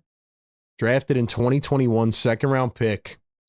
He was actually drafted by the Kings, which I did not know. Played 2 years there, then he played 2 years in Boston. Hasn't really played much his entire career until this season, and they start him every single game, and he's averaging 9.8 points, 8.2 boards, and 1.5 assists, and he already has 10 boards tonight. So he has already surpassed his season averages tonight in the first half. And yeah, that is the story of the 76ers, man. We just let some guy, like, I'm sorry, listen, I'm going to double down on what I said at the beginning of the game, bro. Neemias Queta is not this good. He's had a good season for them, all things considered, but he is not this good. But again, this is what the Sixers do. They let just some guy go completely insane. But my thing with Andre Drummond, again, is like, if you're getting cooked on the same screen and roll action, it's not even anything crazy. Like, how do you not adjust? Sometimes Drummond is just in his own, like, world out there. Like, he's not thinking about the game. It's pretty insane. For a guy that before the season said, I'm the best rebounder ever. I mean, come on now. Come on. $2 Super Chat, Don Boyle says, Drummond is getting bullied, easily getting boxed out too. Yeah, it's a fact. Ematic, $2 Super Chat says, Sixers suck, hope it works. Yeah, man. Full on reverse jinxology. That's what I've been living by. Anything I say, that the opposite happens. So it's crazy, man. But yeah, shout out to you, Ematic. Yeah, let's keep the reverse jinxology going here because that's all we have right now.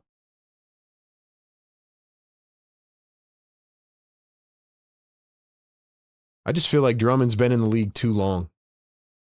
He's been in the NBA way too long, bro, to get cooked like this.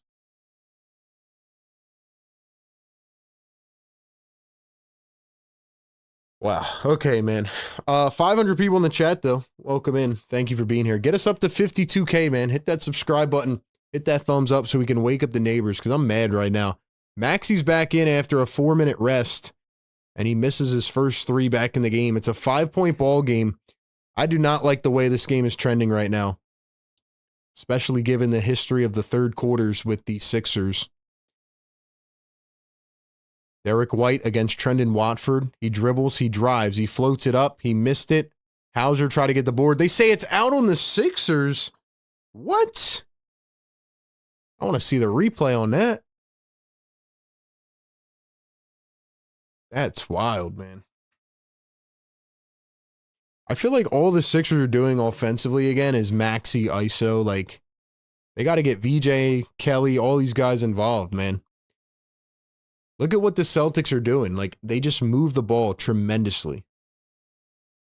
Tremendously, they move the ball.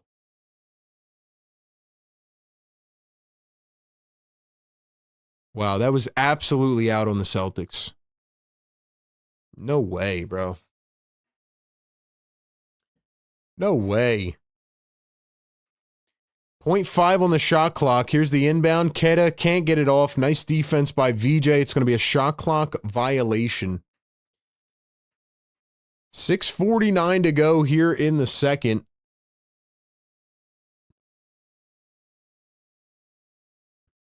Celtics lead it 40-35. Watford on the wing. Going to find Kelly Oubre. Here's Kelly around a screen. One-on-one against Derek White. Why is everybody going ISO, man? What the hell? Oubre steps back, puts it up, missed it again. Bona trying to get the board. Popped out of his hands. Sixers come away with it. Here's Kelly at the wing. Finds Watford. Dumps to Maxey. Back to Watford. Nice find. Floats it up. And Shireman said, get that out of here. Watford went to oop it up to Adem Bona. Shireman smacked it into the second row. So the Sixers will keep it with 5 on the shot clock.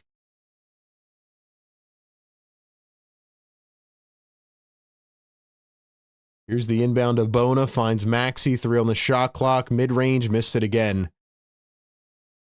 Jaylen Brown saves it. And here come the Boston Celtics. Derek White up the floor. Guarded by Trendon Watford. Derek White going to hand it off to Jaylen Brown. Jaylen Brown back to Derek White. Side steps wide open for 3 and hits. Running laps right now, man. They're running laps.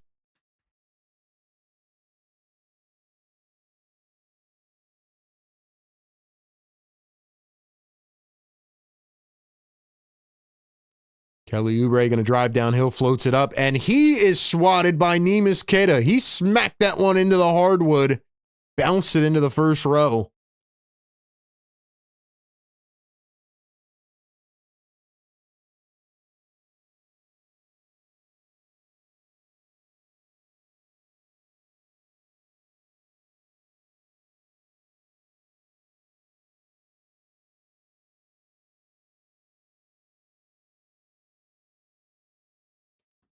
Four seconds on the shot clock. Maxey goes downhill, got plucked, and then he was fouled. I mean, again, guys, these are just a lot of the things that I say all the time, but, like, look at the Sixers offense, what they're running right now. It's literally just Maxey ISO, Oubre ISO, quick screen and roll, try to find Bona, backdoor alley-oop, get blocked. And then you look at the Boston offense, and it's like, dribble handoff, screen and roll, flare screen, pin down, run baseline, pop out. Another guy sets an off-ball screen, and they get a wide-open 3. And they don't panic at all. They just keep passing the ball till somebody's open. But again, this is what's going to happen without Joel Embiid and Paul George on the floor. So I'm not surprised. Maxey's going to miss the second free throw. So he goes 1 of 2 at the line. It's a 7-point ball game now. Got to be careful that this one doesn't get out of hand here in the next few minutes. Vucevic up top. Vucevic back to Jaylen Brown. Poked away by Barlow. Nice hands. VJ up to Oubre. Oubre driving the lane. Goes all the way. Tried to finish with a double clutch. Why did you do that? Celtics on the runner. Fast break. They just blew the Sixers away. Left them in the dust. Gonzalez finishes with a layup, and it is 9 points on the lead. Here's VJ on the other end. VJ puts it up. Got it to go. Jaylen Brown drives through a Dembona, and he's fouled.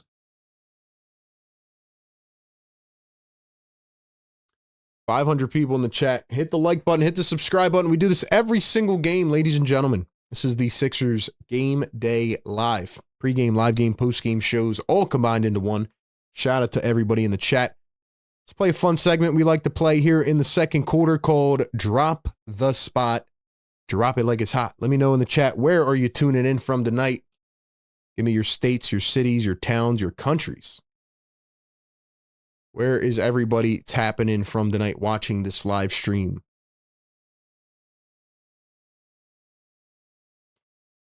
Dom says, what is Oubre doing tonight? Nothing. Nothing, really. Karen says, Kelly has made some nice passes, but the player hasn't been able to convert. Karen, you got to keep it real, man. I know you're a Kelly super fan, but he has not played well tonight. They need more from him. Jaylen Brown going to knock down a pair at the line. It is a 9-point ball game.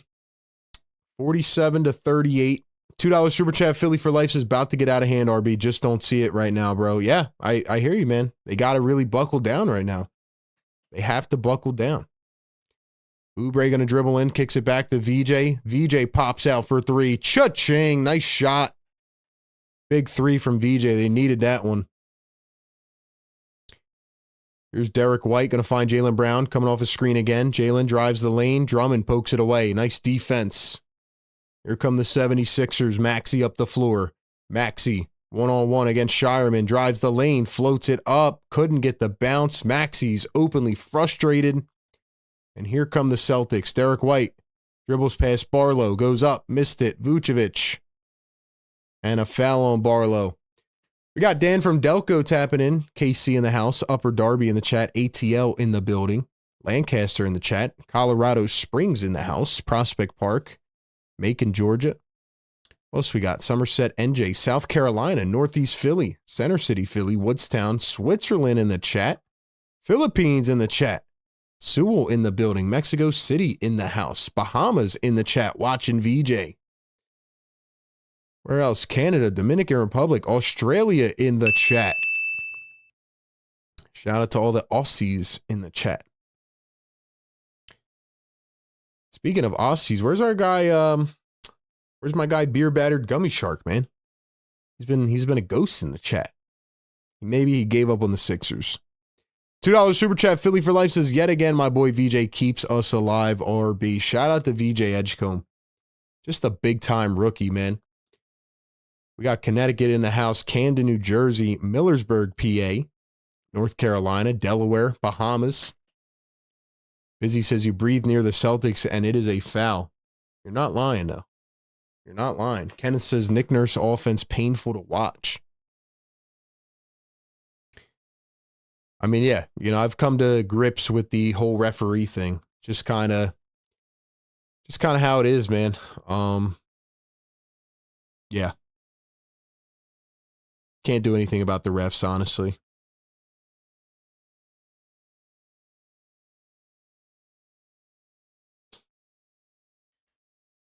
Anyway, shout out to everybody in the chat. Thank you for dropping the spots. 600 people in here. And we did hit 200 likes. So drop the yes, sirs. We got to get some energy injected back into this chat and into this team. Let's go. Let's go. Yes, sir. Wake them up.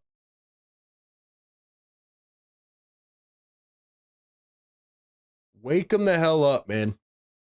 Neighbors are going to call the cops, potentially. Oh, well. Oh, well. Oh, well. Sixers, wake the hell up, man. Let's go. Let's go, man.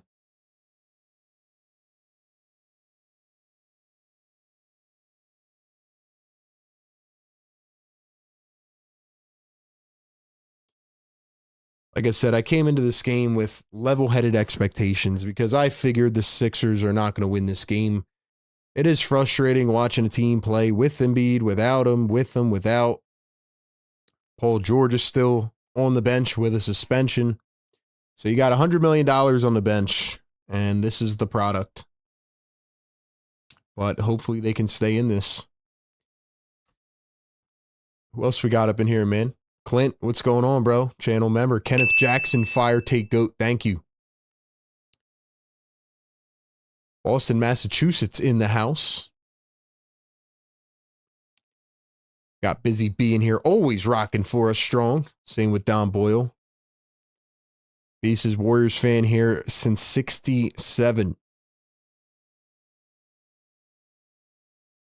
Ematic says, I'm going to lose my lid if they keep Nick Nurse after the season. Bernard McCoy, $2 super chat says, love me some Maxey. His mental is awful. What do you mean by his mental? Do you mean like his decision making, like shot decisions, or just with like him complaining to the referees, or what do you mean by that? Because I think, again, Maxey's trying to overcompensate, and he's not playing good right now.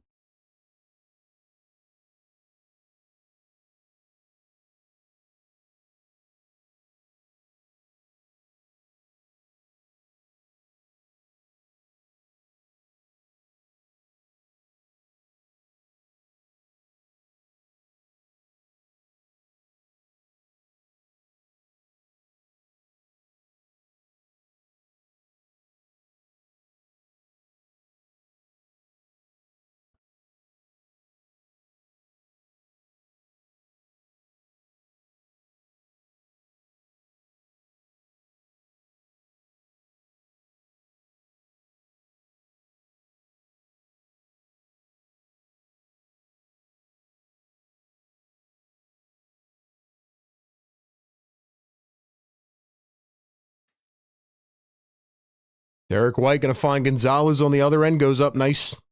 Bat away by Maxey. Philly for life. Gifting a Philly Take membership. Let's go, man. Let's go, bro. Drop the MVPs in the chat. Philly for life. Thank you for supporting us, man.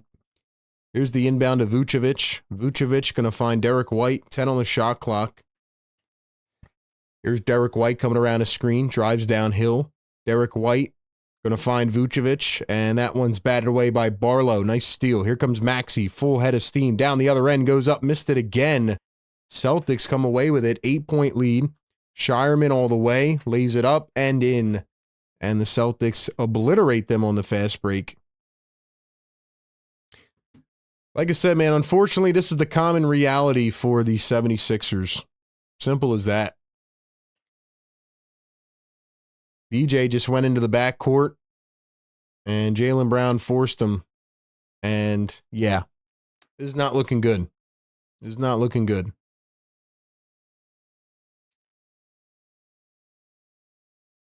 Maxey needs to stop complaining and play basketball.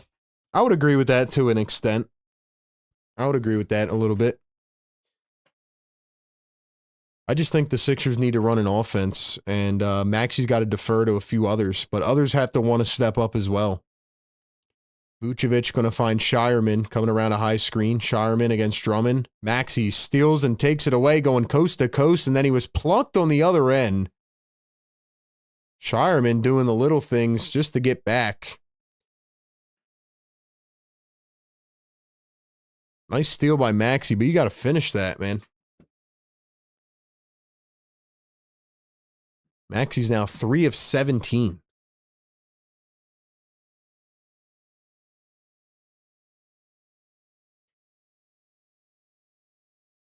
Like I said, I don't expect the Sixers to win this game without Joel, without Paul George, but you look at the Celtics offense versus the Sixers offense, and it's night and day, man. It really is. Somebody on the Celtics got a technical, so Maxey hits a free throw, and now Sixers are going to keep the ball.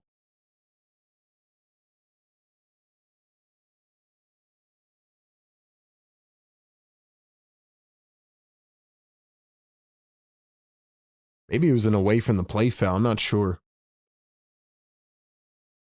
Here's the inbound to VJ. VJ up to Oubre. Oubre going to find Maxey. Maxey against Shireman. Maxey up top to Oubre. Oubre going to pop a three. That one is short. Picked up by Shireman, and here come the Celtics. Derek White up the floor to Jaylen Brown. Brown only has, what, 10 points?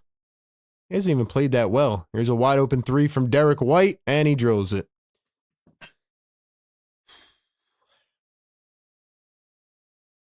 We just get caught ball watching in the craziest opportunities. Like, what was Kelly Oubre doing there? What was he doing? Edgecombe against Pritchard, now Oubre. Dude, look at the offense. Nobody's moving. Somebody move, bro. Can somebody move? Drummond for three. Hits it. I don't know how he did that, but whew. He just got a technical? He got a technical for celebrating a three? You soft-ass ref, bro. I'm done. For pointing a finger gun? Oh my gosh, bro. This league is soft. Are you serious? He does it every time he makes a three.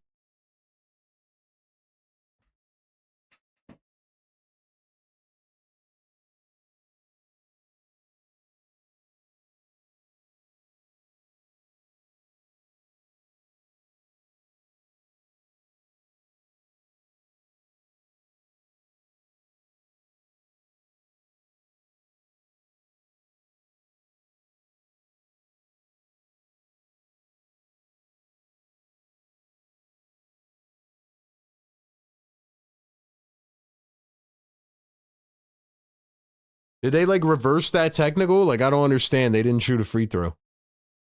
Jaylen Brown takes it in anyway.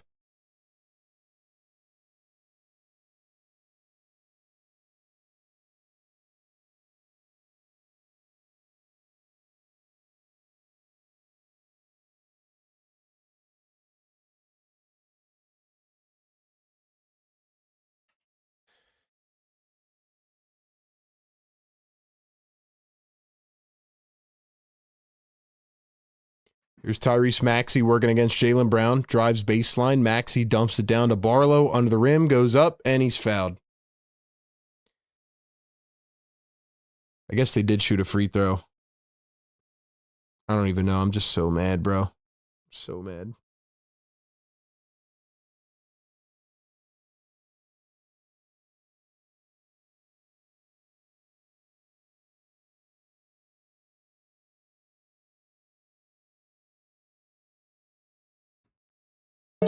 Let's go. I'm sorry, man. Like, again, referees are not why this game is the way it is, but, like, are you serious, bro? Drummond does that celebration every time he shoots a three. They called it a technical foul. Sorry, I didn't see Jaylen Brown shoot the free throw because I was probably so mad looking at my phone.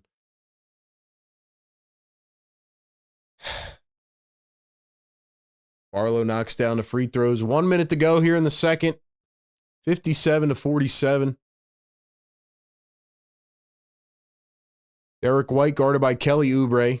Derek White coming around his screen. Crossover. Drive downhill. Floats it up. Left it short. Drummond gets the rebound. Careful, Drummond. Don't get called for another technical. Maxey drives the lane. Floats it up. Got it. And one. Yes, sir. Drop the ones in the chat. And one. And one.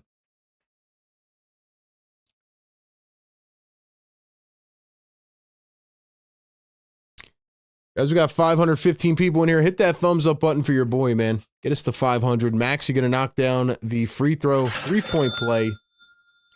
40 seconds to go here in the first half. Here's Jaylen Brown, guarded by Dominic Barlow. Jaylen Brown, one-on-one, working, steps back. Brown, the mid-range, and hits. Celtics are good, man. $5 super chat, Ematic 1977. It's time for Nick Nurse to go. Coaches have done more with less, like Kobe said, accidental offense. I think you're right. I think you're right that think you're right that more coaches have done, or that coaches have done more with less. BJ misses a three, Celtics get it back. But yeah, like I said, the Sixers don't really run any creative offense, which makes me question, is Nick Nurse a star merchant? Brown drives, kicks to the corner, Shireman a three at the buzzer, and he knocks it down. Guy just held up his thumb. I think what does he have, a broken thumb? Whatever, he's got something on his thumb. And he just pretty much rubbed it in the Sixers' face. Maxey came over to help because VJ was guarding Jaylen Brown. And the Sixers you know what I just keep coming back to, man? The Sixers just don't look like a well-coached team. It's very surprising to me. I don't understand, bro. Why do the Sixers always, you know what? Never mind, bro. Never mind, bro. What's the point in me getting mad about it? What's the point? They do it every game. It doesn't matter what I say, bro. It doesn't matter. They're going to keep doing it. I told you I'm not crashing out tonight, bro. They just do it every game. They do it every game. They continue to overhelp on the threes and double team every game. It does not change. It does not change. Charles Scott, welcome to the Fire Take Nation. Thank you so much for becoming a channel member. Shout out to all the members and everybody else in the chat. It is officially the halftime live show here on Philly Take with RB. First off, if you're in the chat, thank you so much for being here. Hope you stick around and enjoy the coverage. 76ers are down 62-50 at halftime to the Boston Celtics. No Joel Embiid, no Paul George. But the question is, how would you describe this game in one word? How would you sum up this game? How would you sum up this game? I think I'm going to go with what I just said to you guys. I don't even know. Uncoached. Okay? Uncoached. That's my word. The Sixers play like they have no discipline at all. The Sixers play like they are not coached. So I'm going to say uncoached. Because it's crazy. This chat, right? You guys are all diehards. You're tapped in. You watch the games like I do. We go back and every game, bro, I say the same things. And I feel like overhelping on defense, Let's go. to me, that's not a talent thing. Right? Right? That's not a talent thing. There are certain things, I'm trying to think of a good example where it's all right, maybe the Sixers just aren't as talented, right? But you're telling me these coaches that get, and the assistant coaches, right? It's not just Nick Nurse, it's the assistant coaches too. They get paid millions of dollars to watch tape for 10 hours a day. If I can see this while reacting to a game and doing a million things, bro, if I can see this common denominator every game, and by the way, right, you would think, okay, you're going up against the Celtics team that is a great three-point shooting team, and they shoot 42 threes a game. You would think that not helping on defense like that would be the way to go, because this team can shoot threes, and they move the ball exceptionally well. Do you understand what I'm saying? I don't feel like beating a dead horse at this point, but I say it every game. What adjustments are being made? I don't think a team should be perfect by game 20 of the season, but you should get better. Like the Celtics, right? They were up and down to begin the season. Look at how they're playing right now. They have really locked into what they do well. And I'm not going to blame Nick Nurse for the inconsistent lineup, but what I will blame him for is not making any schematic adjustments. And that is my thought. That's my thought of the whole first half, honestly. Give me your words in the chat. $5 super chat, Philly for life. He says, you're 1,000% correct, RB. Going to start calling them the street ball Sixers. ISO, one screen, fast break ball. Clearly no practices, no cohesion, all bad. That's another thing, bro. You're exactly right, man. The offense is another thing. They don't run any offense. You know what it feels like, man? I'm going to be completely honest for a second. It feels like Nick Nurse is tired of coaching this team. Would you guys agree with that?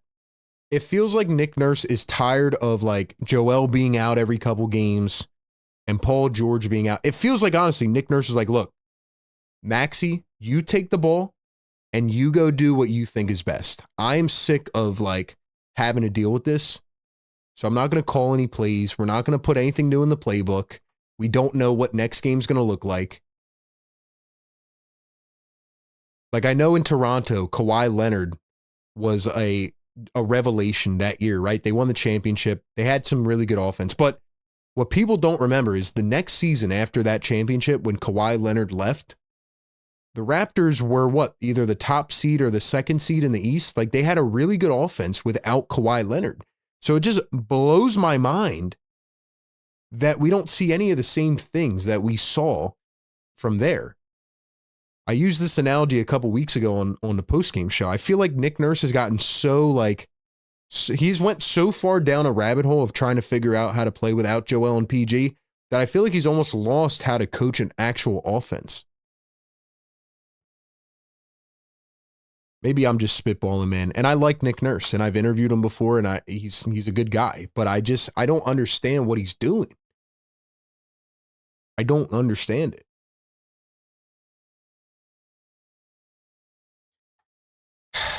All right, man. I said I'm not going to crash out tonight. Yeah. Dead Stew, welcome to the Fire Take Nation. Thank you so much, man.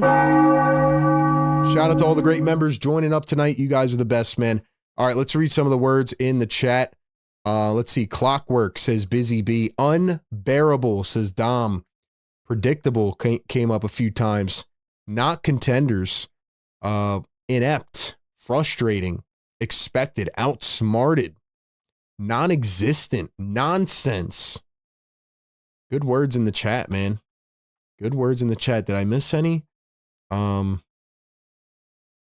Yeah, no, everybody's saying predictable. I think it's a good word. Sixers are very predictable. They do the same thing every game. They do the same thing every game. When did you interview him? I interviewed him when I had the podcast for a bit with Paul. That's still up on YouTube. You can go find it, by the way. But yeah. What else do I say? Let's go. I'm going to be honest, man. This is going to sound bad because, you know, my job is to sit here and analyze the team, but I don't even want to talk about the first half. I don't. Because it's very, like, I knew what was going to happen in this game. I knew what was going to happen in this game. My analysis, I mean, we'll look at some stats here, right? Maxey, 4 of 18. Look at the Celtics, man. 16 and 12. Neemias Queta is having the game of his life against Andre Drummond. Drummond has been by far the biggest disappointment tonight. He is getting absolutely cooked by Queta. But I think he's getting cooked more by the system of the Boston Celtics. And when the Sixers were up by 10 points early in the game, you guys all said it in the chat. I saw a couple people where they're like, whoa, are the Sixers are they going to steal this one? And I said, nope, this is what the Celtics do, man. They just stay within themselves. They play the same way, 48 minutes. They move the ball. They have the slowest pace in the NBA, but they shoot the third most threes. They just keep moving the ball. Swing, swing, swing, swing, swing. And then they find an open three, which goes against the weaknesses of the 76ers. Outside of Maxey, who I feel like is trying to overcompensate right now, and VJ Edgecombe, who is kind of going away in the second quarter, the role players have been very bad tonight as well. Oubre has done nothing. Barlow, 7 and 4, 2 steals. He's been okay. Drummond has gotten out rebounded all night. Grimes, 0 points in 9 minutes. Bona, 5 and 3, but he picked up 3 fouls. So again, I just don't know if they have enough in this game. Unless the Celtics go ice cold. $5 super chat from Aiden K. Thank you so much, man. Shout out Aiden K in the chat. Once again, man, I appreciate all of you. Thank you so much for being here. This is Philly Take with RB, Sixers Game Day Live. We do it every game. If you would be oh so kind to smash the like button and subscribe to the show, it would very much help us out. I'm going to drop our link tree here in the chat. You guys can click that to go follow us on all social medias. And once again, shout out to the great channel members in the chat. We will be live for the rest of this game, and then we will break it down on the post-game show. But right now, the way that this game is trending, the Celtics outscored the Sixers 36-22 in the second quarter. And that is not even considering how bad the Sixers usually look in the third quarter. So, to be quite honest with all of you, man, let's hope that the Sixers can somehow reverse their normal third quarters and keep themselves in this game. If you want to know my honest opinion on how that's going to happen, here's what needs to happen. Number one, Andre Drummond or Adem Bona or whoever it is needs to wake up and defend a screen and roll. That's number one. Number two. Yes, sir. Number two is Tyrese Maxey needs to stop trying to do too much and trust in his teammates a little bit more. But speaking to more on that, I think Nick Nurse actually has to run an offense. Like every play is literally Maxey brings it down. The Sixers set one screen and everybody else stands in the corner. And if you want to know how to run an actual offense, watch what the Celtics are doing. So that's my analysis. The way to beat the Celtics, you got to push them into their, 3-point shot chucking mode and hope that they go cold. They've won 10 out of 12 for a reason without Jason Tatum. So, yes, we will see, man. Sir. We will see. We will see. All right, we're going to look at a couple team stats, and then we'll get ready for the third quarter. Real quick, shout out to William Irvine, great channel member, $10 super chat. He says, let's have faith. A fake comeback is in order. Let's go, man. He's on fire. What is William Irvine cooking? Let's go. What is William Irvine cooking in the chat, man? Shout out, William. You're 100% right, bro. The Sixers are going to make this a fake comeback. They're going to bring this down to a 2-point game, and they're going to stress us out, make it cardiac, just to slip up at the end. I think it's a realistic possibility.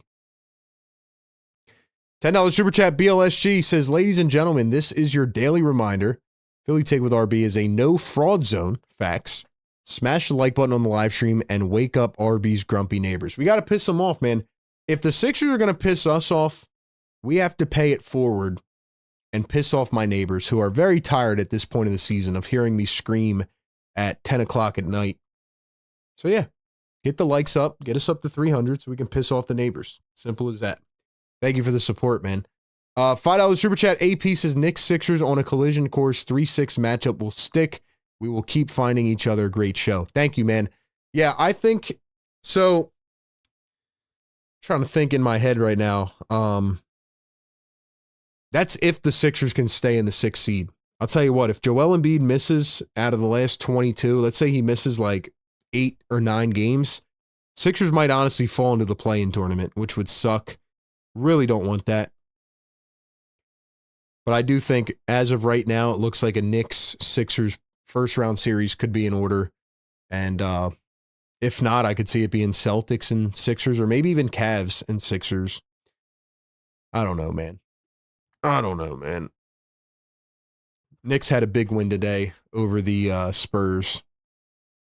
So, like I said, and the Sixers are going to play the Spurs on Tuesday night without Joel Embiid. And the Spurs are, like I said, they're going to be mad because they just lost their 11-game win streak. They got bullied. So, I don't know, man. Sixers got to wake up. But again, how can you expect them to when $100 million is on the bench? All right, look at quick stats real quick. Sixers 43% from 3. They're actually shooting better than Boston is. Celtics have had 16 free throw attempts. They've made 15 of them. Look at the rebounds, man. 30 to 16. That is embarrassing. That is embarrassing. That's the biggest stat of the game. Sixers have only turned it over 4 times. But fast break points, 24 to 20. Actually, let me look at second chance points. I know the Celtics have to be winning that. If not, I'll be very shocked. Yeah, 17 to 10 in favor of Boston. The rebounds is the biggest story. Second chance points and rebounds. What does Nick Nurse do there? I honestly don't know because, again, Bona has 3 fouls and Drummond has 2. And Neemias Queta is out here looking like freaking Robinson, bro. It's looking like David Robinson out here. So, I don't know, man. What do you guys think? Do the Sixers have any chance of winning this basketball game? Can they survive a third quarter? Can they at least stay afloat? That is my question. That is my question. What do you guys think? What do you guys think?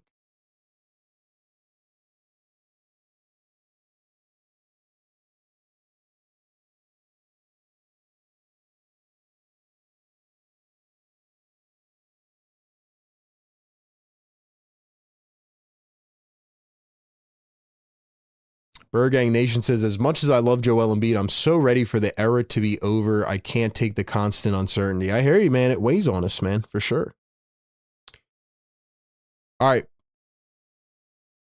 Wait, are we about to start the third? Man, that was fast, bro. I was about to take my break and everything. I guess we took too long. But anyway, take a break a little bit later on. Guess they're trying to hurry this up. They're like, yeah, this isn't going to be an entertaining game.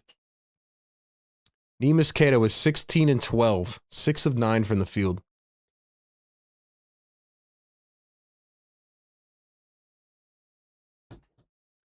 RB, I remember when we traded McCain, or I'm sorry, when we traded Springer and you said he was going to win a Defensive Player of the Year with the Celtics. I don't think I ever said that. But I did think he would be a lot better for them. He did win a ring, though. Jaylen Brown for 3, and he drills it. Looks like he had pushed off whoever was defending him. I think it was Barlow, but that's how we begin the third. A Jaylen Brown trifecta. So now it's a 15-point game. Oubre under the rim, goes up, lays it in. That was actually a really short halftime. Maybe I'm tripping, but... yeah, Queta has 12 rebounds, and the Sixers have 16 as a team, which is crazy. Here's another 3, and Derek White knocks down another one. Oh, boy. Oh, boy, man. No wonder they're trying to get this game wrapped up quick. They're like, we switched this to the primetime slot? Are we for real? Maxey going to kick it over to Drummond. Drummond for 3. Out. We got Drummond shooting threes, man. We got Drummond shooting threes. Great offense. Great offense. Jaylen Brown to Shireman. Shireman running baseline. Back to Brown. Another wide open 3. This time it's short. Here come the Celtics again. VJ going to find Drummond. VJ. Oubre going to walk up top. Here's Oubre against Hauser. 10 on the shot clock. Finds Drummond back to Oubre. And he stepped out of bounds. Boy, oh boy.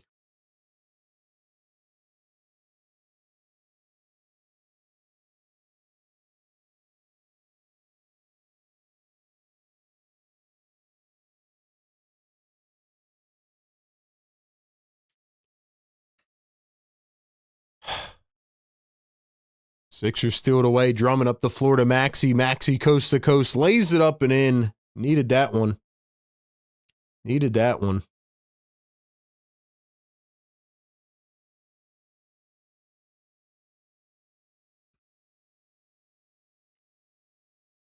Jaylen Brown going to find a cutting Queta. Out wide open. Corner 3. Hauser. Couldn't get it to fall that time.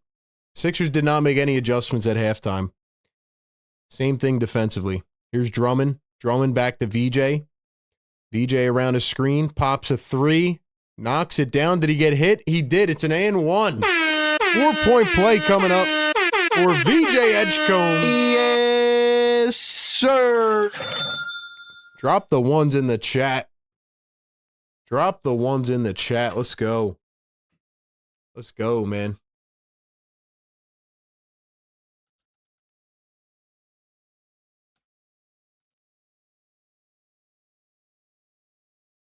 Four-point play is complete. Shout out to VJ Edgecombe. It is back to a 10-point gap.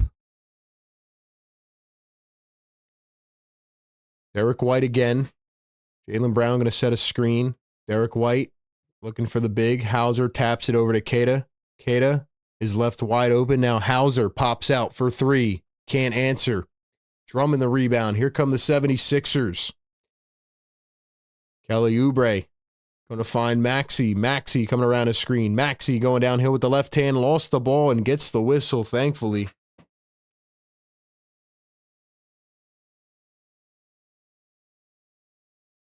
You guys are just tapping into the show, man. Hit that subscribe button. Help us get to 52K tonight.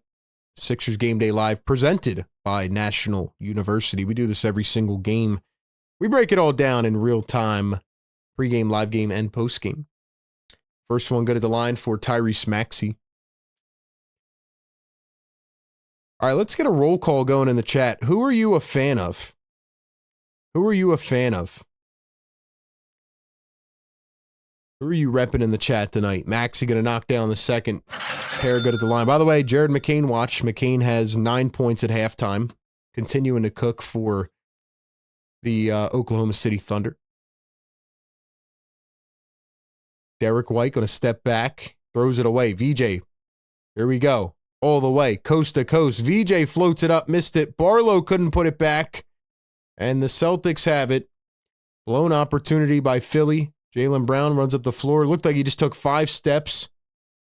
And they call a foul on the Sixers. Dominic Barlow has had it. He is marching over to the referee. And Nick Nurse is screaming his butt off right now. Getting red in the face. Nurse is probably going to pick up a technical here, if I had to guess. Barlow, I'm surprised, didn't get a technical right there. So nobody got a tech. There's Derek White going to find Shireman. Pops up to the top for 3. Celtics are cold right now. Shireman for the second attempt. Missed it again.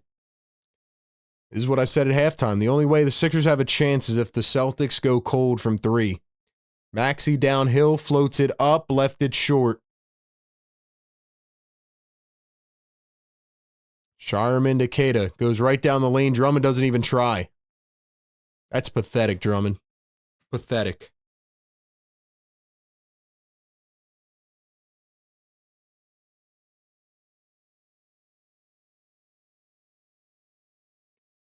EJ puts it up. What are we doing, bro? We're just throwing up anything right now. We're literally throwing anything at the backboard. Derek White against Kelly Oubre. Spins with the left hand, drives, kicks back to Shireman. Shireman up off a foot, and he gets the little 1-foot runner. And a timeout by Nick Nurse. So the Sixers miss a couple bunnies, and the Celtics make them pay for it after missing like 5 straight threes. Could have had a chance right there to get back in it. How is RB obsessed with McCain? Oh, people are mad that I said Jared McCain's name? Well, I'll say it again. He is continuing to cook over for OKC. Sixers could have used a guy like Jared McCain. Does that make sense to you guys? Or you still want to act delusional? I've only been right for, 25 days now? I mean, I said it when it happened. Sixers can't get anything from their bench. But what do I know, right? What do I know? Yes, sir. What do I know? All right, guys, be back in 30 seconds. Let's hear a quick word from our partners of the show. Meet my dad. National University supports all his ends with flexible online courses. He can be a student and catch bad guys on the internet and teach me how to hit a curveball and serve his country. He's an ander. National University supporting all your ands. $10 super chat. AP, thank you so much, man. He says, Knicks fan, don't hate the 76ers. But wait. Okay, you're a Knicks fan. You don't hate the Sixers. Fans have to put pressure on the owner. Knicks fans, we started to sell the team campaign. Wherever James Dolan was, the fans were. Eventually, he had to get his act together. Good point. Good point.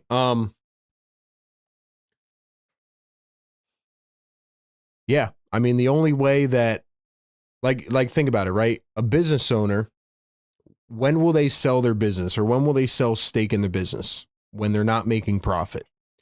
So there's only one clear way to force that issue. And it would have to be like a colossal movement at games and things like that, which is crazy because last season they definitely took a huge hit. Ticket prices were like $2. This season, I feel like people have been kind of bought back in. Like, you look at the games at the Xfinity Mobile Arena, they have a bunch of fans in the stands. Everybody's kind of hyped, right? Because the season has had some high points. So I feel like the business side of it, they're just kind of like right back on track, you know? But you are right. Like the Knicks, you saw what happened with James Dolan, and he was a brutal owner. And yeah, you know, so that's a good point. It's a good point. I hear you. But again, these teams make a lot of money. And I think Josh Harris uses this team as a segue of making more money with the Commanders. Same thing with the New Jersey Devils. Like, these are just like backup plans that, you know, he doesn't really care that much, unfortunately. It's very annoying.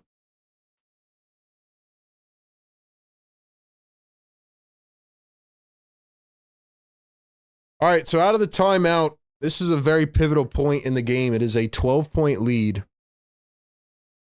Sixers down by 12. Drummond takes the pass from Maxey, floats it up, and he was fouled by Keita.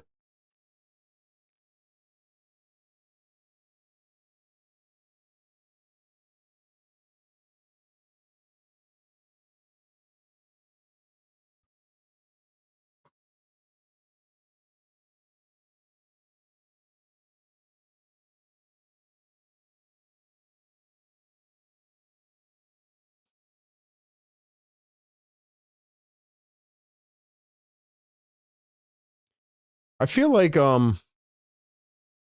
so AP, correct me if I'm wrong, right? But like James Dolan still owns the majority share of the Knicks, right?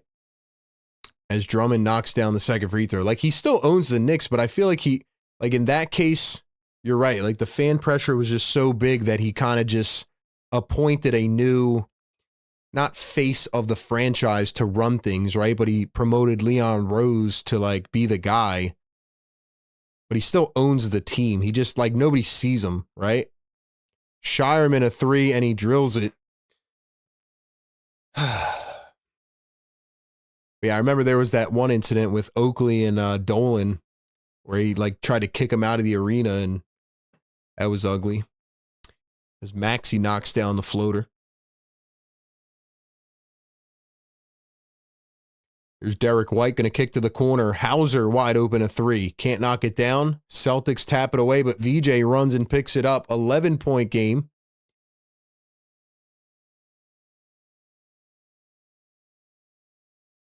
Is Quentin Grimes even playing? Like, where's he at? Oubre steps back mid-range. Can't get it.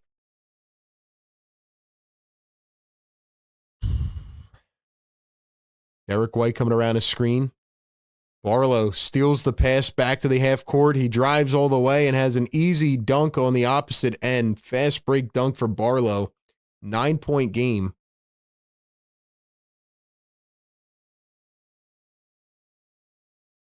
Another three ball for Boston, and Vucevic drills it.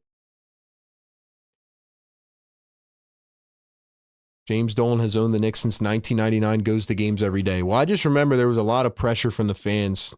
And then he appointed a new GM, which kind of saved them, I'd say. Maybe I'm wrong, though.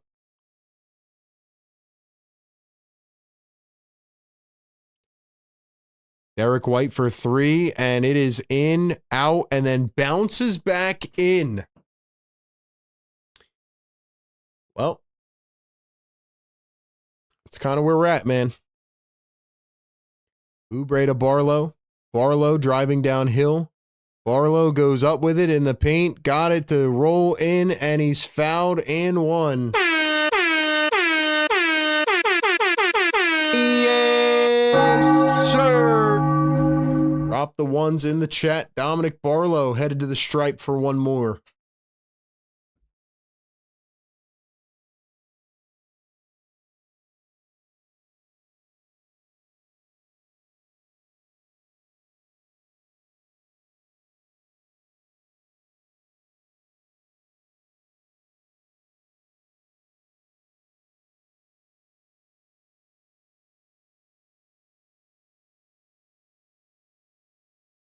Barlow can't knock down the free throw. It is a 13-point ball game. Celtics have it with 5 to go here in the third.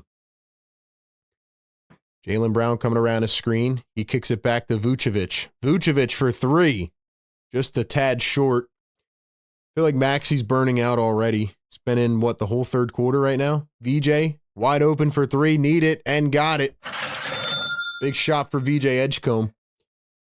At this point, it feels like VJ is the only guy that can make a shot.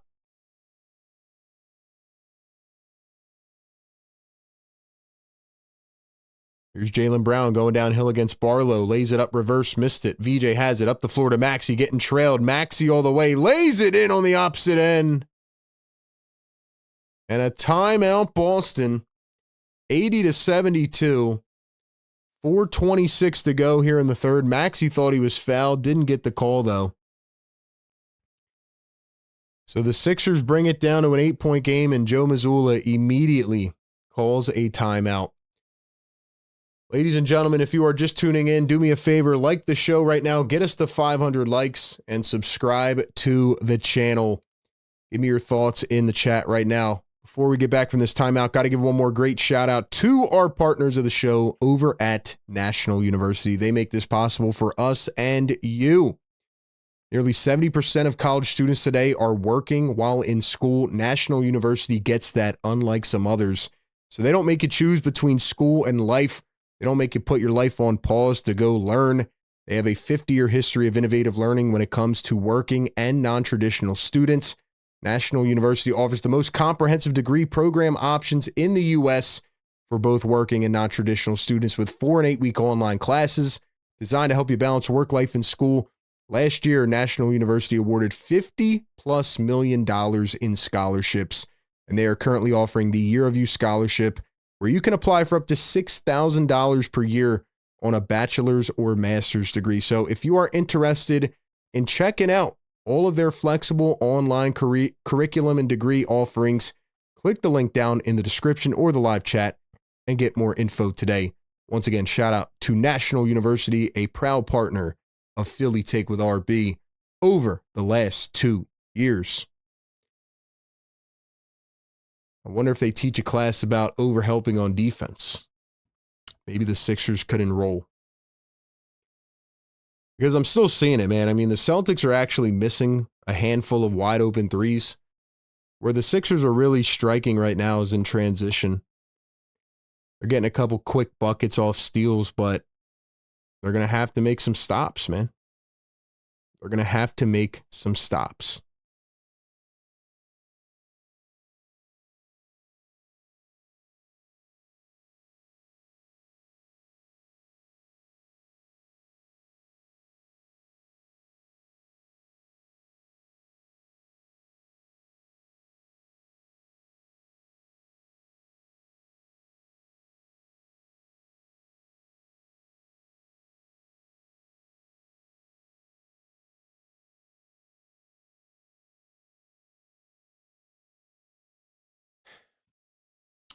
I'm going to be honest with you guys too, man. Justin Edwards had a big game against Boston last time. That third matchup, I know it was back in November, but he had 22 points. And I would play Justin Edwards right now. I would take Kelly Oubre off the floor. He's been awful tonight. Edwards has not seen the floor, neither has Walker. I would get Justin Edwards in to this ball game, but that's just me. See what happens. Scum says, I'm not falling for the fake comeback. And shout out to William Irvine. William, if you're still in the chat, he literally said this at halftime on the Super Chat. He said, don't worry, a fake comeback is in store. He did say it.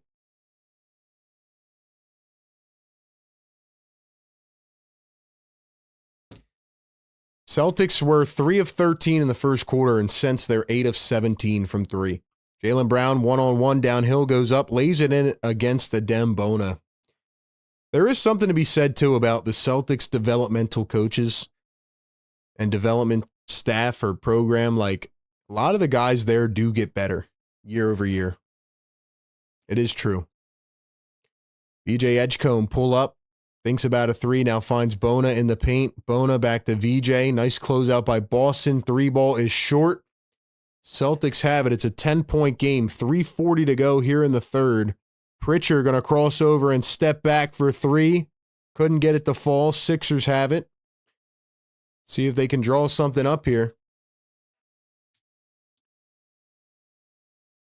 Maxey wants a 3. Can't get it to fall.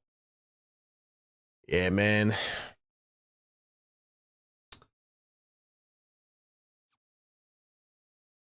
It's crazy, bro. Really is. Really is. Pritchard going to find Jaylen Brown.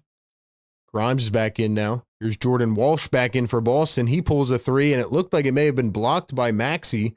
Barlow up the floor to Grimes. Grimes throws it down. And they're going to call a foul on Hugo Gonzalez. A blocking foul. Barlow ran over him near half court. And that puts the Sixers in the bonus. So they will be going to the stripe for a pair.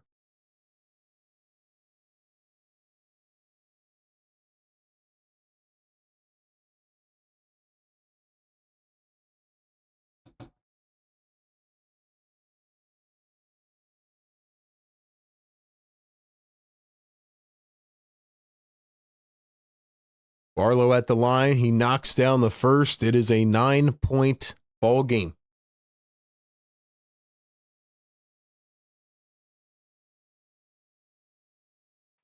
Scum says, false hope. I'm not believing it. I know my team.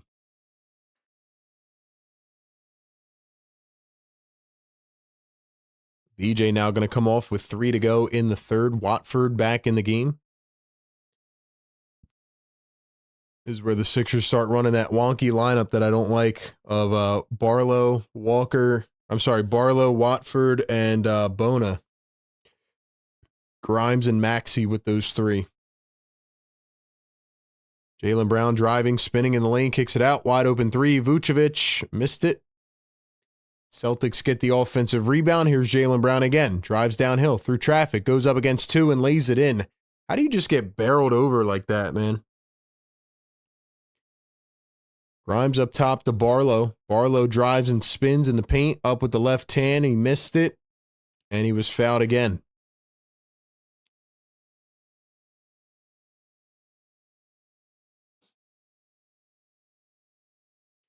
Once again, if you guys are just tuning in, man, hit that thumbs up button. Let's go. Get us to 300 likes. Don't be a fraud in the chat, man. Don't be a fraud in the chat. We do this every game. Give you the best coverage out there for Sixer Game Day Lives. We have fans of other teams in here. Some of them are trolls, some of them hate, but some of them show some real love, man. So shout out to you. Barlow going to go 1 of 2 at the line. Once again, it is a 9-point ball game. What's the total in this quarter? 27-24. Celtics have gone kind of cold last few minutes, but here's Peyton Pritchard. Pritchard coming around a high screen. Pritchard back to Jaylen Brown. 5 on the shot clock. Brown one-on-one against Grimes. He turns, he fades off a foot and got it again. So Jaylen Brown's really starting to get it going, man. He's got 24 on the night, 5 boards, 7 dimes. He's played really well against Philly this year. Here's Tyrese Maxey against Jaylen Brown, 10 on the shot clock. Maxey going to take a screen from Bona. Maxey going downhill. He floats it up from the free throw line and gets it to sink. 86-77. Back to a 9-point game.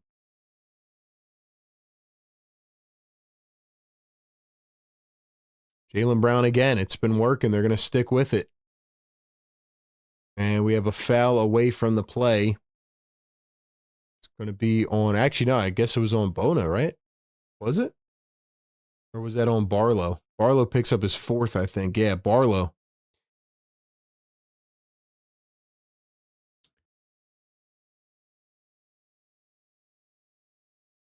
Drop some fires in the chat, man. Drop some fires if you're rocking with us, man. Welcome in. Let's go.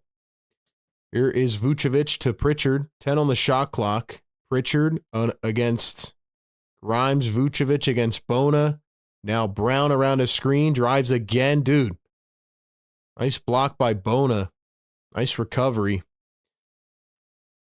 It's going to stay with Boston. They have 0.6 of a second on the shot clock with 1:16 to go here in the third.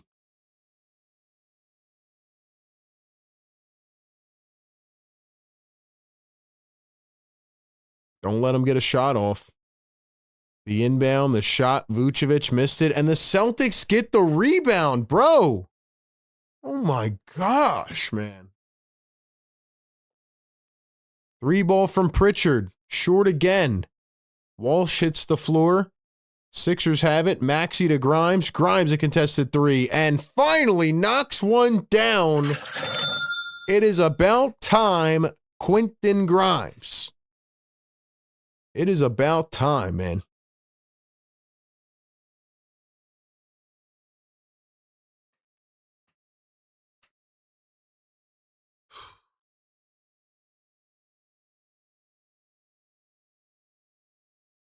.48 seconds to go here in the third. Pritchard, Vucevic.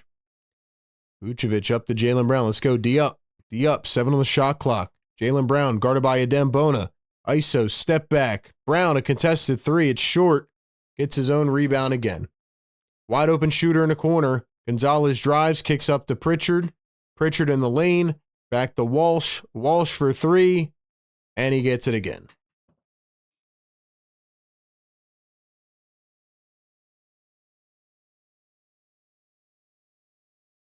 .15 seconds ago here in the third. 9-point game.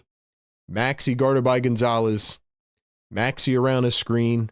Gets the switch. Maxey to Watford to Maxey. Maxey from deep. And he hits it. He's on fire! Tyrese Maxey somehow finds his way up to 26 points. Even though he has not had an efficient night, Celtics launch it all the way down the floor and they turn it over. So now the Sixers are going to have it down the other end, right under the basket. 2 seconds left. Can they get another bucket here? Let's go. Come on, Max. Let's go. We need a bucket here, man. This would be huge.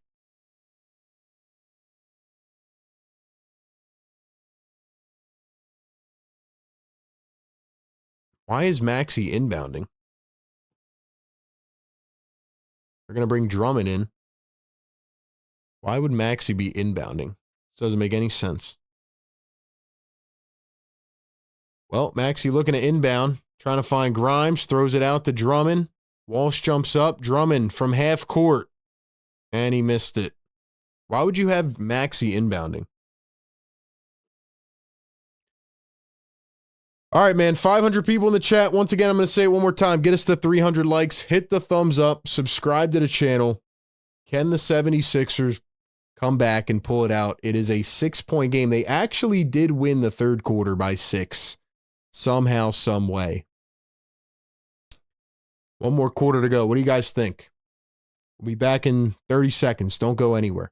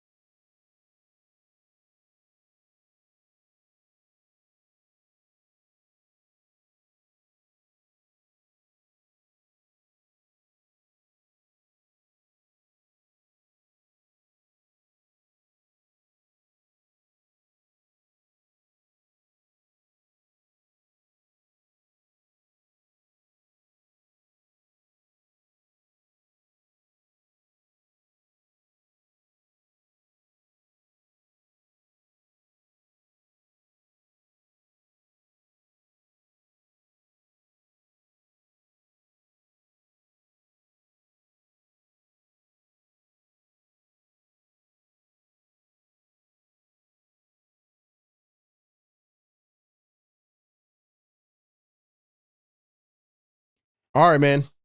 One more quarter to go.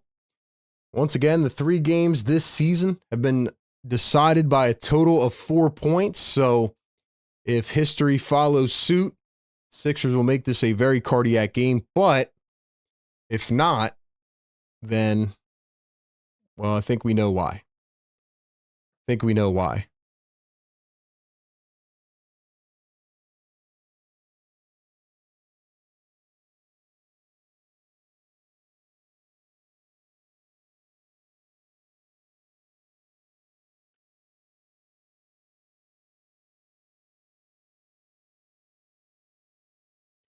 Honestly, man, I don't want a fake comeback just to lose in cardiac fashion at the end.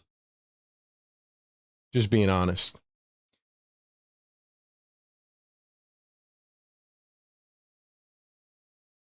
Tom says, I think Maxey was supposed to inbound and get it back, but it would have had to be perfect. I mean, 2 seconds is kind of tough for that, to be honest.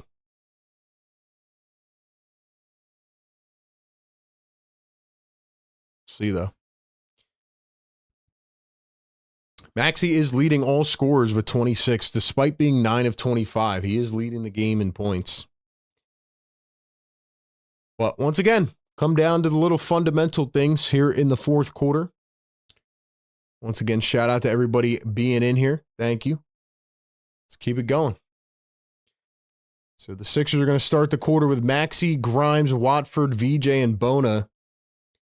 Watford posting up. Derek White gets into the paint, finds Bona. Bona goes up with it and missed it, and the Celtics come away with it. Derek White, Sam Hauser, Nikolai Vucevic, Baylor Shireman, and Peyton Pritchard, the 5 for Boston. Derek White coming around a screen. White going to kick back to Pritchard, 10 on the shot clock. Here's Pritchard dribbling downhill, drives, steps back, kicks out to White. White for 3 and hits.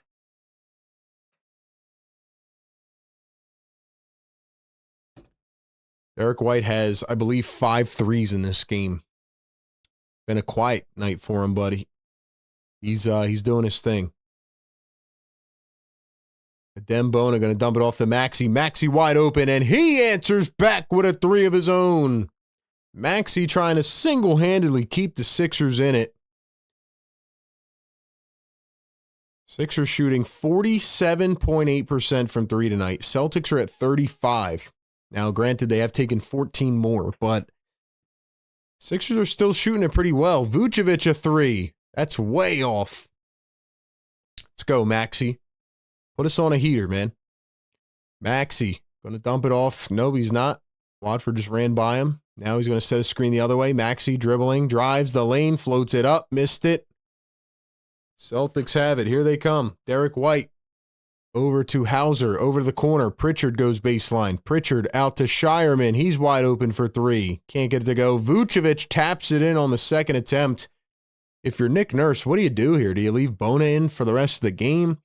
They'll probably bring Drummond in, but Drummond has not played well whatsoever. Celtics are going with the small ball lineup. VJ around the screen, pulls a 3 and drills it. It's the Maxey VJ show right now, man. It is the Maxey VJ show. These dudes are cooking right now.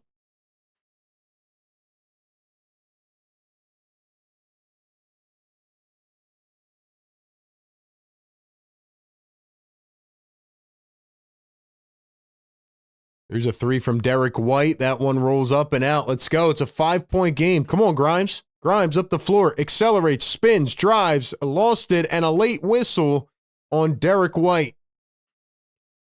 Derek White can't believe it. He didn't like the call. But I believe it's going to be a shooting foul with Grimes.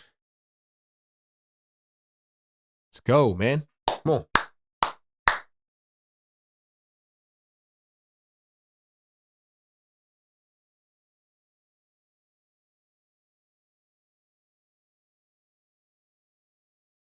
Honestly, man, the Sixers just got to keep riding it out right now. Maxey and VJ. Maxey and VJ. Grimes going to pull a 3 now. So it wasn't a shooting foul, and Grimes misses everything. Back to Boston. 9:10 to play. Here's Derek White coming around a high screen. Switched on to Bona. Now White over to Shireman. Shireman to the corner.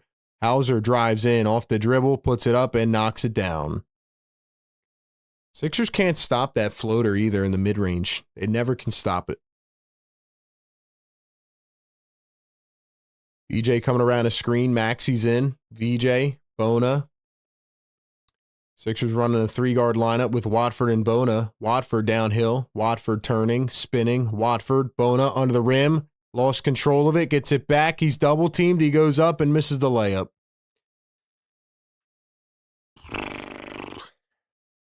Derek White dribbling, kicks it back. Vucevic wide open for 3 and drills it. Yeah, bro. Yeah. I'm not getting my hopes up. I'm sorry. Maxi, crossover, floats it up off the back iron. Misses a layup. A layup. Shireman drives in. He spins, kicks to Derek White. Derek White takes it back to the perimeter. And Maxi fouls Vucevic.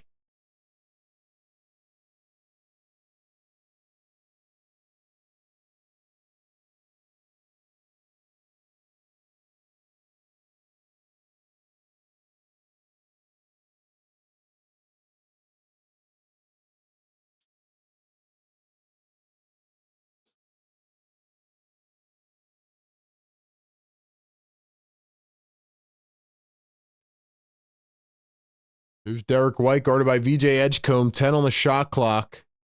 Derek White had it smacked away. Drummond had just come back in, and now Drummond limping around a little bit after that play.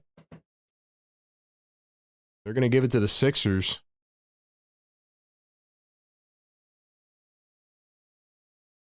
Celtics are whining, and now Joe Mazzulla's, I think, going to challenge it.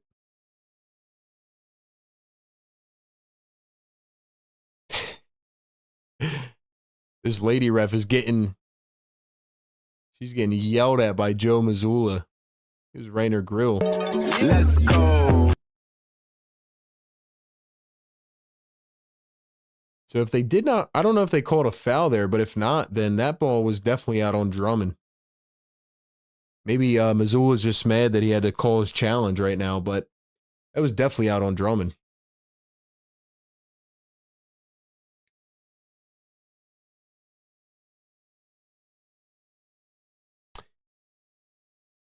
$5 super chat from AP. Thank you so much, man. He says, Josh Harris owns Washington Commanders, Sixers, and the New Jersey Devils. He's worried about NBA luxury tax. He's running the Sixers like a small market team.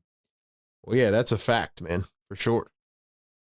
He's mostly worried about the Washington Commanders, which he has done more for in 3 seasons than he has for the Sixers in... Has it really been that long? No. Has it been 14 years? Hold on. It's been 15 years. Wow. Yeah, so he's done more for the Commanders in 3 seasons, and he's currently trying to build a new stadium, more than he's done for the Sixers in 15 years. Now, I'm not going to say that Josh Harris is an owner that doesn't want to spend money like on certain players, like they have signed max contract players and stuff, but in terms of like the finishing touches, like every year they want to duck the tax. So, and like I said, I'm not going to go back into that tonight, but it was just so disrespectful to Joel Embiid, who purposely asked the owner in the midst of a 5-game winning streak not to duck the tax. He looked at the camera and said, please don't duck the tax. And that's what they did. So it's really sad, man. It really is. And then you got like delusional people, like even in this chat, that are like, dude, you're still talking about Jared McCain as he is cooking every single game in OKC. But again, you just can't explain it to some people, I guess. $2 super chat. Bernard McCoy says, game is screaming small ball by Nurse, please. Yeah, that could actually be a good idea, to be honest, because Drummond is not playing well at all. And obviously you want to, be switchable on defense. So I could see them going small ball.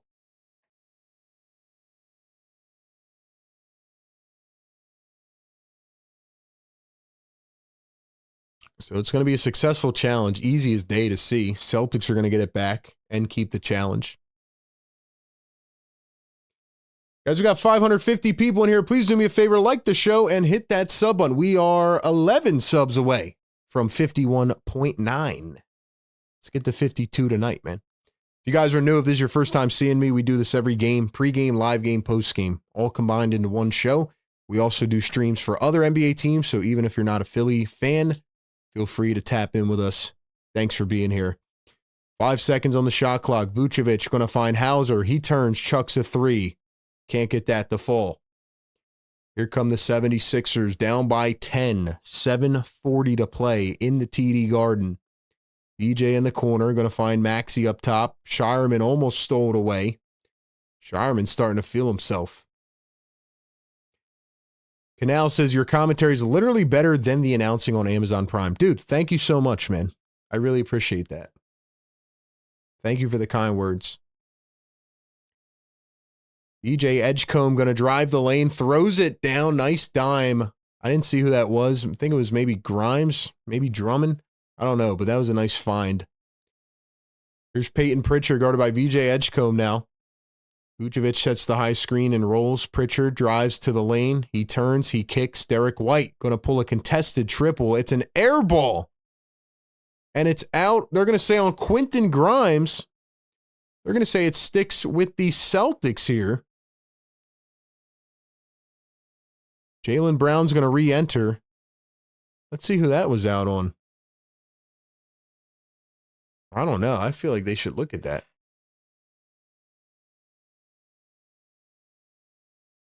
Here's the inbound from Derek White to Vucevic. VJ steals it away, and they give it right back. Derek White steps back, no good. Bro, Drummond, grab the ball. Unbelievable. Another offensive rebound. Drummond's trying to bat it like a volleyball. Come on, man. Pritchard going to step back from way beyond. Missed it again.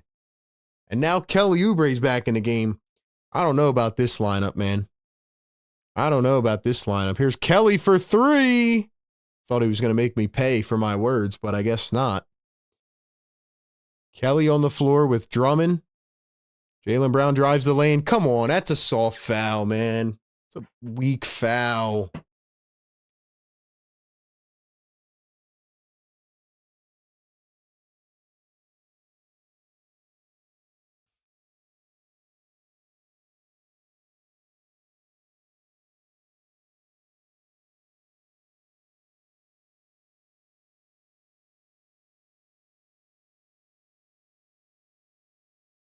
Three ball from Jaylen Brown, and there it is.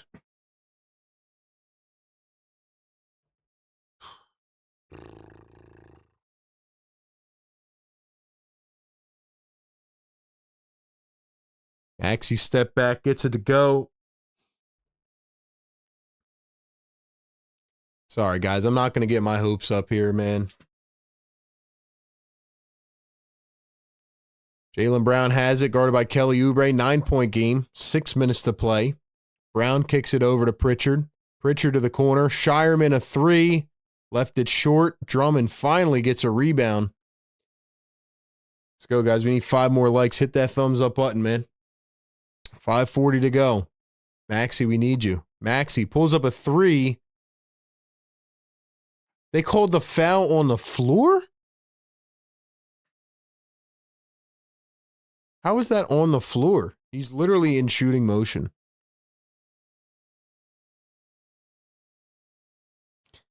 I don't know about that one, man. I don't know. Now what? Timeout on the floor. 9-point game, 5:38 to go. That should have been a shooting foul, but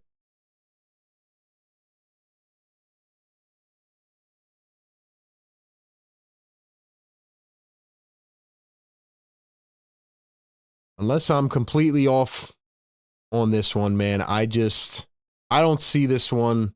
Like, I think the Sixers could make it close, but I think the Celtics kind of just have a grip on this game.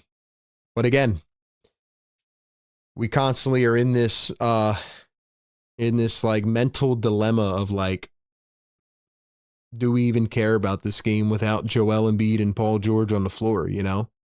Any team without their without two of their max guys, are not going to, win a playoff series and win the championship. But then we look at this game and we're like, oh, well, if this player played better, it's probably winnable. I mean, they're definitely fighting in this game, but a couple things just, are clear as day issues that do not get corrected. Well, at least we hit 300 likes, man. Wake up the frickin' neighbors, man. Wake them up! Yes, sir! Yes, sir! Wake them up, man. Sixers, wake up, please. Just give us a run here. Like, make this a game and surprise us. Surprise us in this game. Go steal it away, man. Go do your thing. Go do your thing, man. Rob Lewis says another game, no Dylan Terry, but we keep running guys who play no defense. We'll say a lot of guys have not played defense in this game. You are correct. I don't know why Nurse has done some of the things he's done tonight. I don't know why Drummond's in this game. I don't know why Oubre's in this game. I think you should have left Barlow in, who's got 8 rebounds and 3 steals. Jabari Walker doesn't play. Justin Edwards doesn't play. Grimes has been brutal. Yeah. Kind of out of options, Sixers still need Paul George's defense. I agree.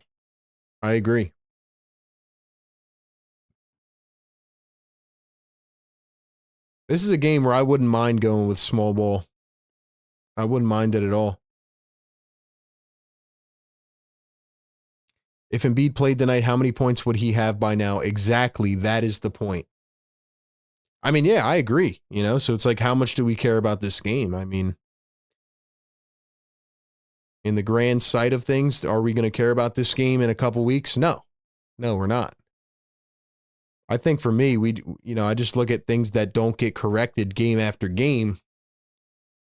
That's what we get frustrated about, but I'm not really sweating this game, I'd say, as VJ is blocked by Jaylen Brown on a shot attempt from 3. It's hard to build any consistency when 2 of your guys don't really play. I still wish they'd run an offense, though. That'd be nice. Derek White guarded by VJ Edgecombe. Getting trapped out top. Here's Jaylen Brown against VJ. Comes around a screen. VJ gets knocked to the ground. Wide open shooter now. We have a foul away from the ball. VJ's arguing with the ref. He's saying, I got ran over.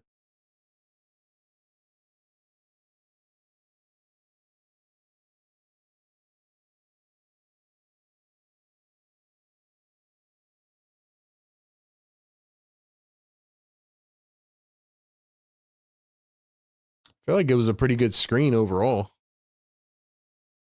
Maybe he was moving. I didn't see it, but VJ didn't like it.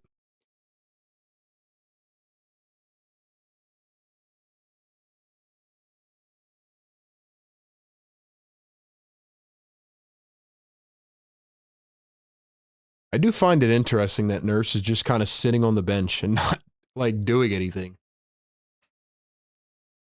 Now he's finally up off the bench to talk to the referee, but like, this is what I'm talking about. Like, does Nurse even like coach that much? I feel like he just sits on the bench. Are they going to challenge this?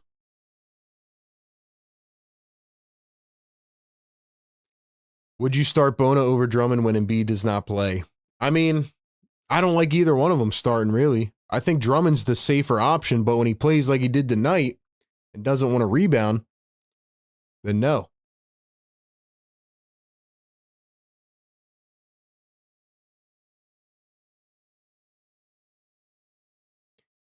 James says, Morey's an idiot. Trade McCain and keep Quentin Grimes. Grimes will be a free agent after the season and probably walk. Who will replace him? Listen, man, you're speaking my language, but a lot of people don't understand that.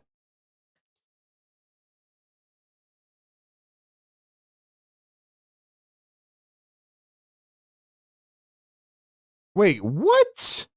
Kelly Oubre just got a flagrant foul? I thought we were looking at the damn screen.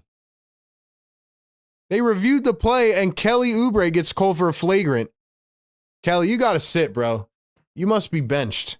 And no, I don't think that should have been a flagrant, but what are you doing pushing a guy, bro? Nick Nurse is whining to the refs. It's just the same thing all night, man. Yell at you, like, Nurse. I'm going to be completely honest, man. I'm glad that you're yelling at the ref. I am. Let them hear it. They haven't been that good tonight, but yell at your team, bro. Yell at the team. These refs are a joke, though, I will say.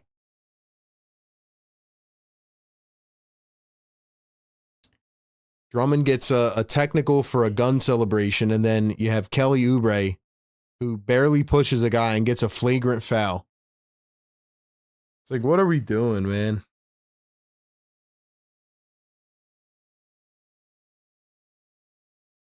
Cada going to find Pritchard. 5:09 to go. 10-point game. Pritchard spins and drives off his leg. Lost it out of bounds. They say it's out on Grimes. Now the refs are going to talk about it, and they switch the call.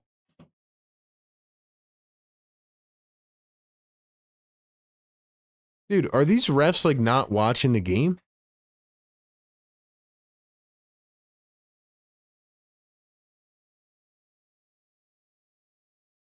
.455 to go here in this game. Maxey coming around a screen, kicks to the corner. Oubre drives out to Drummond. Drummond finds Grimes on the cut.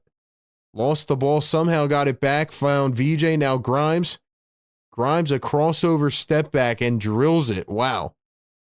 What a shot. I don't know how he knocked that down, but nice shot by Grimes. 4:30 to go.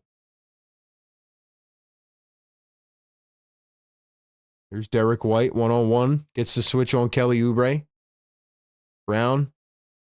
They're going to call an offensive foul on Jaylen Brown. He knocks VJ to the ground.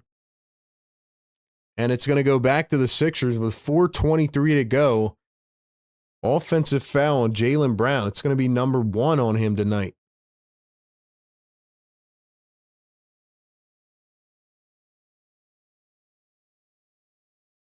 Let's go, Sixers. Need a big shot here, man. Need a big shot. Got to keep scoring. Maxey, full head of steam to the rim. Got it to fall. It's a 6-point game. Just like that, 4:10 to go. And somehow here come the Sixers with their fake comeback. Jaylen Brown, guarded by Kelly Oubre. Now it's Shireman. Shireman to Cada. 12 on the shot clock. Here's Derek White. Sixers need a stop. VJ guarding Derek White. Here's Jaylen Brown. 5 on the shot clock. Jaylen Brown, nowhere to go. Jab, jab, pull up. Jaylen Brown can't get it to go. Drummond the rebound. 3:40 to go. Here comes Tyrese Maxey down the floor. Maxey coming around a screen. He's going to pull up for 3. Can't get it. VJ trying to track it down. He saves it, and he jumps into the crowd. Second row. VJ went flying into the crowd. There's a guy with a Philly hat on. VJ's going to give him a nice little half hug. This fan gets his little 2 seconds of fame. What a valiant effort by VJ Edgecombe, man. I think they called that out on Boston, but VJ's leg, his foot definitely stepped out of bounds.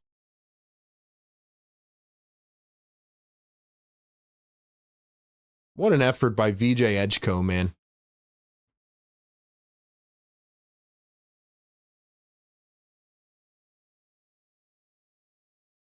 VJ Edgecombe hugs a fan in the stands. What a guy, man. What a guy. You got to love that. Like, those are the little things that you just love, man. What a guy. That's awesome. That's awesome.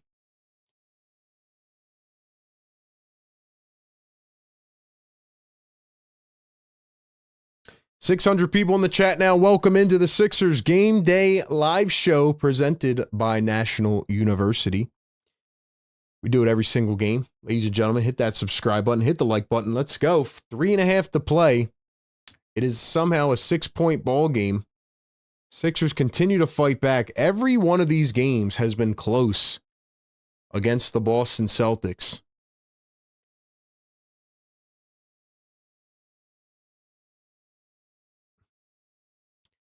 If VJ hasn't won you over with his play, he's got to win you over with his effort, his hard work. Like he doesn't give up on plays. He's going to be a special player for a while. He's got 12 in the second half, but beyond that, man, he fights. I like it, man. I think this is going to be out on the Sixers anyway, but it was a good effort. Do you do other teams or just Philly? We're going to do a lot of other teams, especially in the playoffs for sure. So, but we do every Philly game. Philly for life, $2 super chat says, that's my rook, baby. What a dog. Let's go, man. Drop the fires in the chat for VJ Edgecombe. He's on fire. Let's go.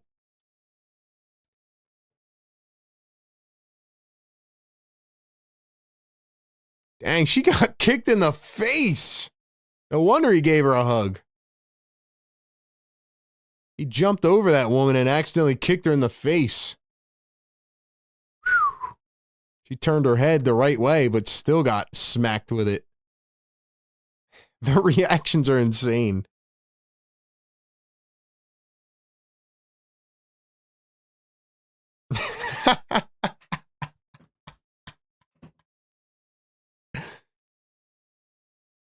Yo.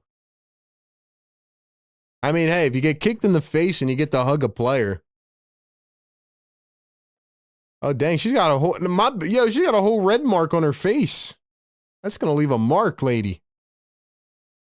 I would ask him for a shoe after the game. Like, yo, can I get your shoe? Knowing the refs, they'll probably call it a flagrant foul on VJ Edgecombe.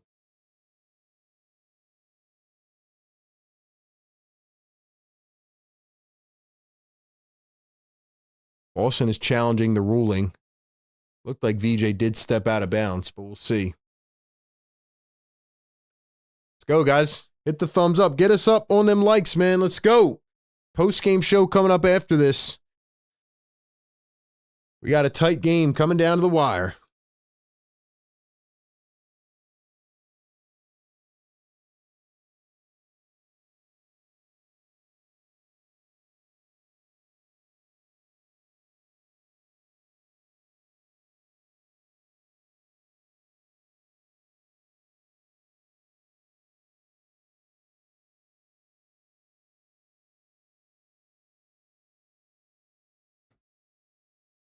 I don't know how long they can look at this play. And like, was it really that close or am I tripping? Or they just want to look at this girl getting kicked in the face?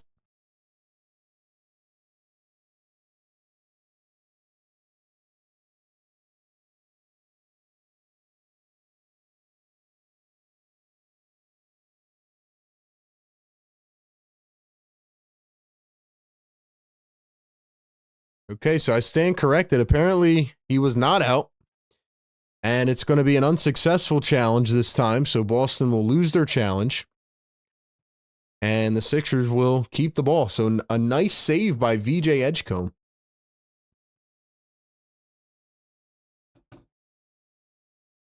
So it is a 6-point game with 3.5 to play. Maxey turns, floats it up.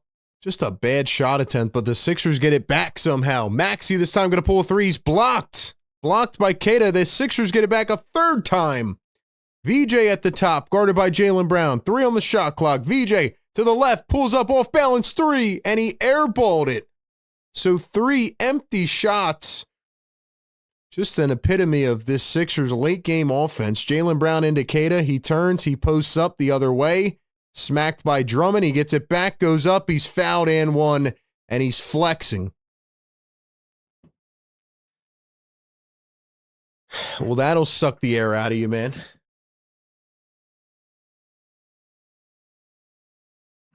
That last possession was literally the epitome of everything that I've been saying, bro. Like,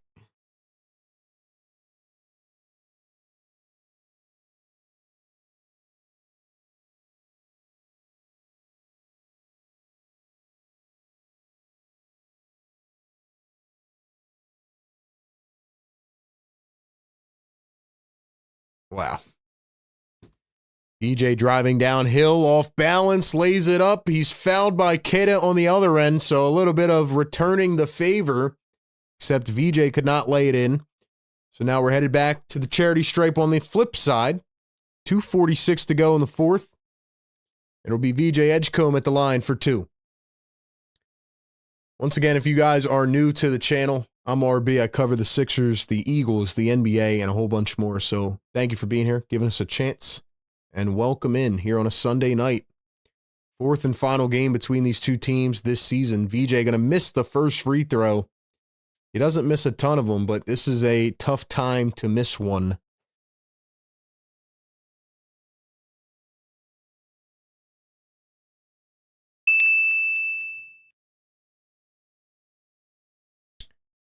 Edgecombe going to knock down the second, 1 of 2 at the line. A 7-point game. 2:40 to play. Here is Derek White, guarded by VJ Edgecombe, going to find Jaylen Brown to a cutting Keda. Drives in, and another whistle. It's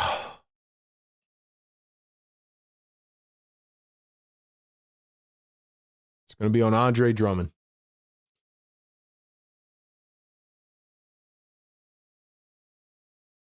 $2 Super Chat Philly for life. He says, how is a maxi floater on 3 players the best shot? It's not.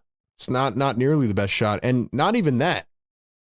Maxi did a floater on 3 players in a contested lane. Then they get it back. Maxi heaves up a fadeaway 3 from the corner, contested. Then they get it back again. And VJ tries to put one up, and he gets blocked, or he airballs it. So that right there was like a great depiction of everything of this late game offense that we've seen for the most part. Like, they don't, call any actions. Here's Edgecombe driving in the mid-range, puts it up, left it a tad short, but then he steals away the rebound. He smacks it out of bounds, and they're going to say it's Celtics basketball.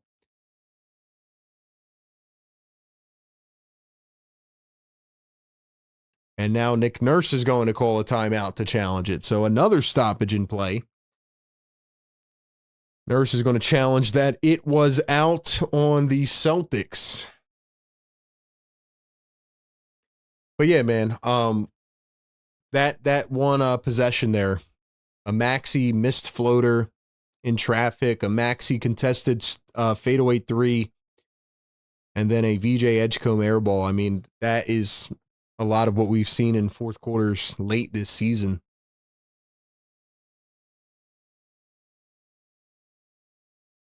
Looks like without Embiid, Nurse just says Maxi and VJ go, and everyone just watches. Yeah, exactly.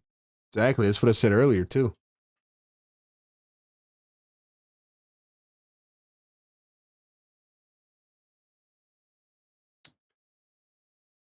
Shout out to the mods, man. Shout out to the members. Appreciate y'all being in here.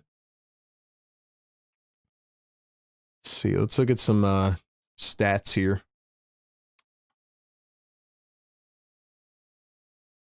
41% from 3 still for the Sixers. 41 from the field, 41 from 3. 52-37 on the rebounds.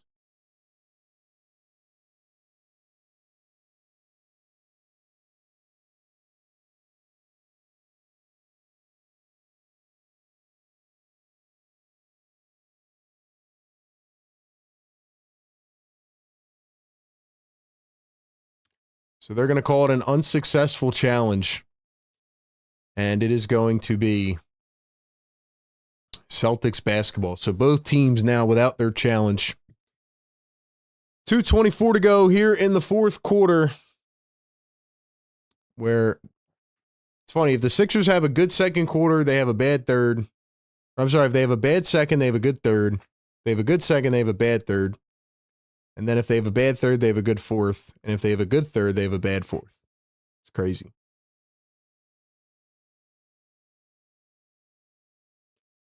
Exactly. Like Busy Bee said, don't be disrespectful in here. If you get disrespectful, you're out of here. Simple as that. We appreciate and we welcome everybody here. Just don't be weird and don't be disrespectful. Simple as that.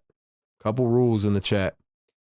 Derek White going to find Jaylen Brown. Jaylen Brown, deep three. Can't get it to go. Celtics tap it away, and Queta gets the rebound, and Drummond does nothing. They could have just traded Drummond at the deadline, man. They could have kept McCain, man.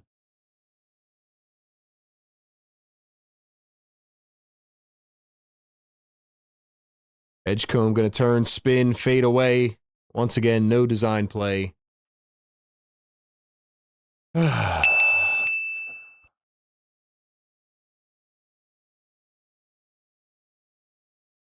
Jaylen Brown drives in, kicks it out to Shireman. Shireman to Queta, floats it up. Drummond out, rebounded again, and Queta taps it in, and that's going to do it, man. Well, Drummond, you got your lunch money taken tonight. That is a fact. Maxey heaves a three-pointer, nowhere near.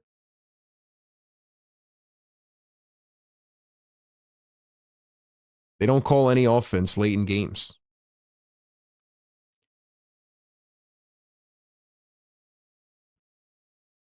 Wide open three again. Just for the fun of it, Drummond leaves him wide open. Did Drummond just, like, give up, bro? I think he actually, like, went to sleep.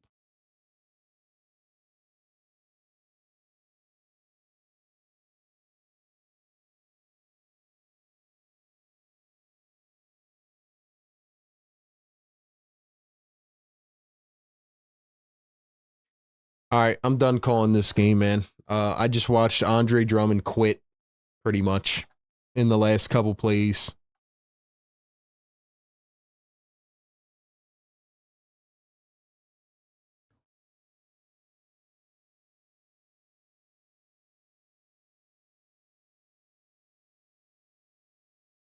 Sixers brought it to within 6, though. Just remember that, as we will discuss on the postgame. They brought it to within 6, and then they did not do anything offensively.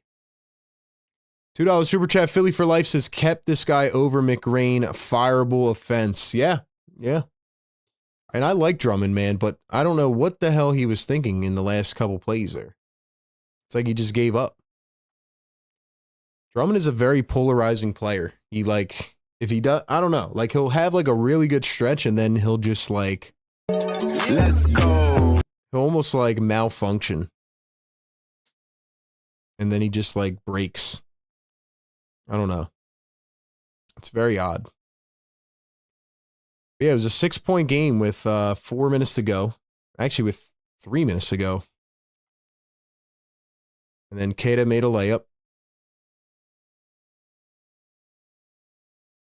DJ got fouled.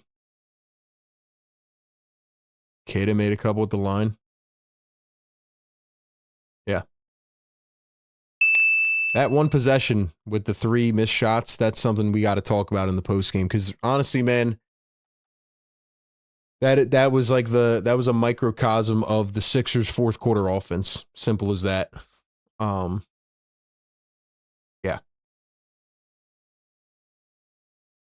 Yeah.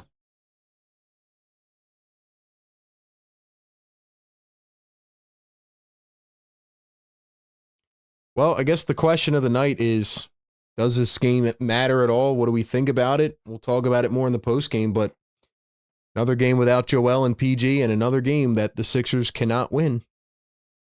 Just saying. $5 Super Chat. Aiden K says, great stream. Good night, y'all. Thank you so much for the love, Aiden. Appreciate that. Duncan Wright, member for 14 months, says, you speak the truth, brother. What's up, Duncan? Long time no see, my guy. Thank you so much, man. Appreciate you being a Fire Take legend. Philly for Life, $2 Super Chat says 17 boards on Drummond. He's got to go. McCain should be here. Or could be here. Yep. But hey, Philly for Life, you're not allowed to say it anymore, man. Sixers fans are mad that we're saying it still, so. Meanwhile, he just continues to do his thing.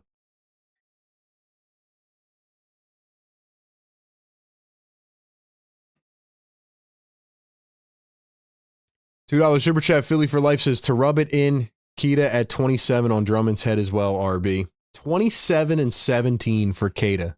Philly 27 and 17. The guy averages 10 and 8. He averages 10 and 8, man. Unbelievable. 27 and 17. Whew. Crazy, man. Electric says, new sub here. Thanks, Philly love. Hey, appreciate you, man. Hope to see you back next show. Shout out to all the new subs tonight.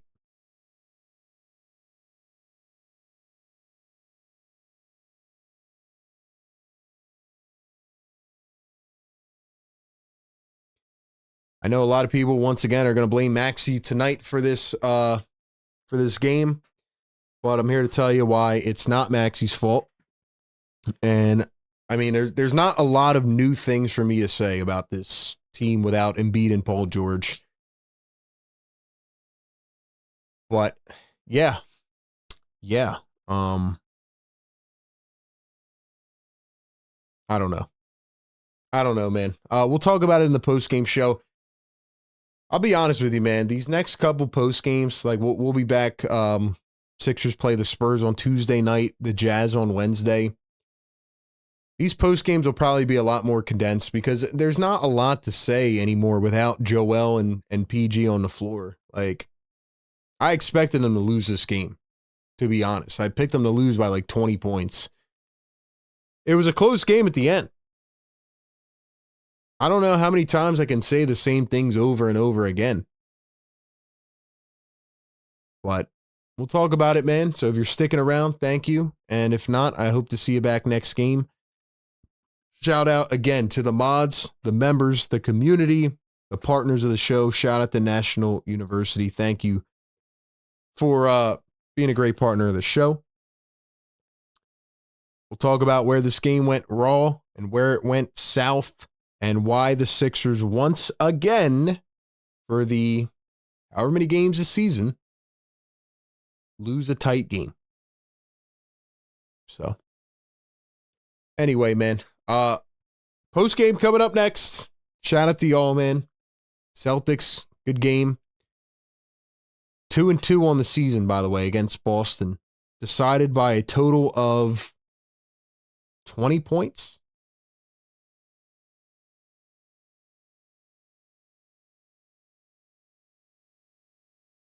Two and two.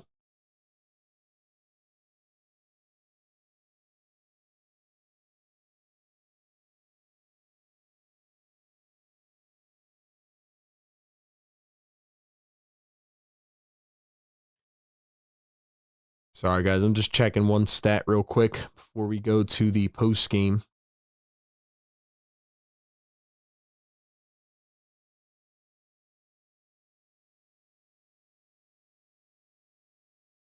All right, man. We got some things to talk about in the post game. We'll get it. We'll get it there. And yeah, stick around. We'll be back in a few. Don't go anywhere as the Sixers lose their three-game winning streak in a game without Joel Embiid and Paul George. And they fall to 33-27 on the campaign. Celtics are now 40-20. We'll talk about it. All right, guys. Post game coming up next. Don't go anywhere.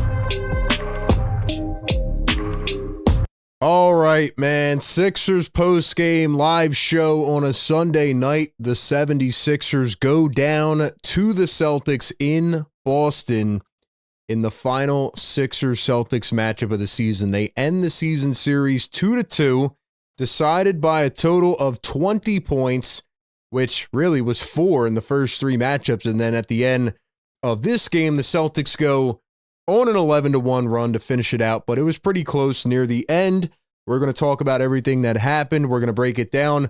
And I feel like for this game tonight and for the next couple games, more of a condensed post game will be good because we kind of know where the Sixers are at, especially when you come into this game and Joel Embiid is now out again and Paul George is out. What should we really expect? I guess that's the main question. And I really want to hear from you guys in the chat tonight. Maybe we'll read out a few of the comments there. I don't know if we'll take any phone calls because at this point, man, it's like the same old thing. You know what I mean? What's the saying? Like a leopard can't change its spots. You know, like it's the same thing. It is. And I'm going to talk about exactly why and the couple key things that cost the Sixers in this game down the stretch. And a couple things that I'm just really puzzled by at this point. Once again, this is the Sixers post-game live show right here on Philly Take with RB. Tune into us on all podcasting platforms. Give us a follow everywhere. We have a link tree down in the chat and the description where you can follow all of our social links. We give you all the coverage and more. Okay. Let's be honest with one thing. And let's start it off with one thing, okay? What are we expecting? We should not be expecting anything else at this point when you go into a game without Joel Embiid again, who's now injured. The 76ers lose this game. I did not think they were going to win. But again, in Sixers fashion, they go and get a lead early and they pull us in. And then for once, they actually win the third quarter after a bad second, kind of reverse psychology there. And then in the fourth quarter, they bring it within 6 points. And you're thinking, okay, here we go. Maxey and VJ finally get cooking. They're on a heater. The Celtics go a little cold. Sixers are shooting good. But it comes down to a couple key things for me. Number one, Andre Drummond completely got his lunch money taken tonight by Neemias Queta, a guy that's averaging 10 and 8 on the season. He goes for 27 and 17. Andre Drummond is the self-proclaimed best rebounder of all time. I like Drummond. He's a guy they probably should have traded at the deadline and kept. Oh, wait, I'm not going to say his name. People don't like that, apparently. But nonetheless, Andre Drummond got bullied by essentially a role player. That's what happened tonight.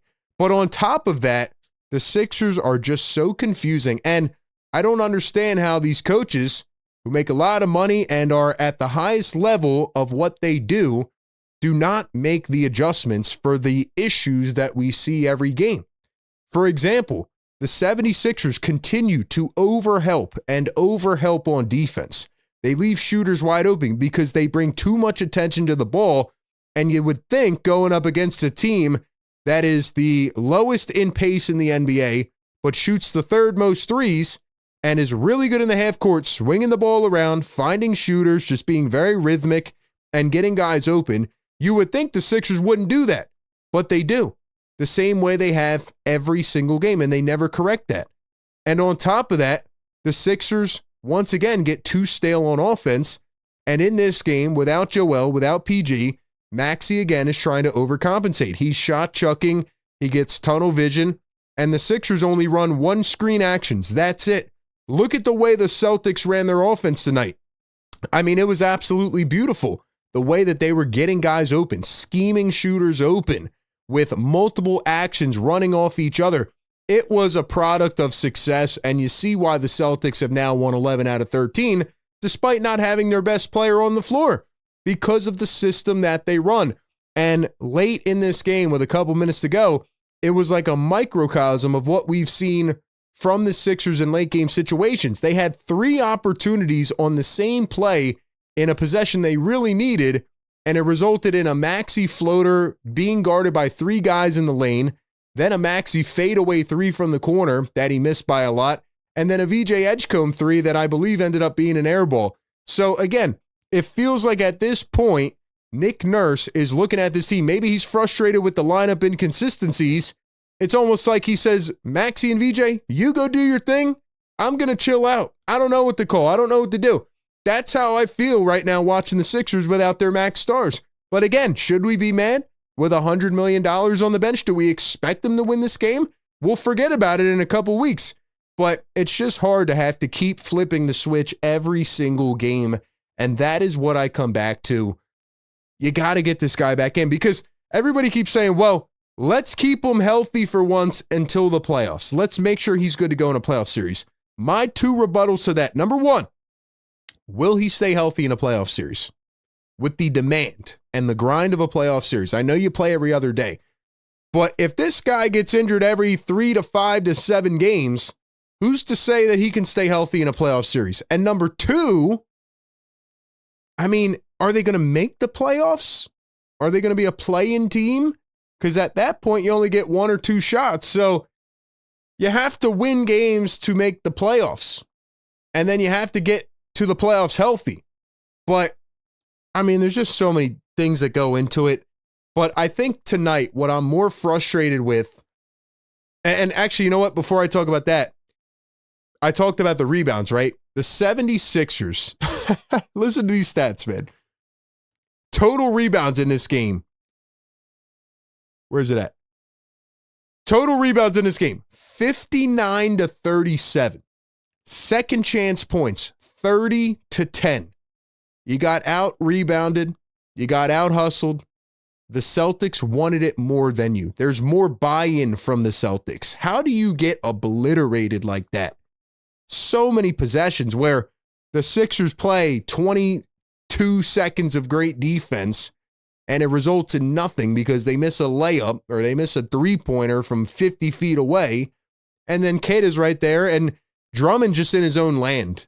Honestly, I don't know if I can remember a polarizing Sixers player like Andre Drummond. The guy will go on a great stretch. He will look like a top 10 rebounder in the NBA. And I'm talking about within the same game. He will have like an amazing stretch. He'll go like 5 boards in a row, 2 steals back to back. He hits 2 threes in the corner. Sixers go on a big run in the second. And then he'll have 5 straight possessions of maybe the worst defense I've ever seen. He wasn't boxing out.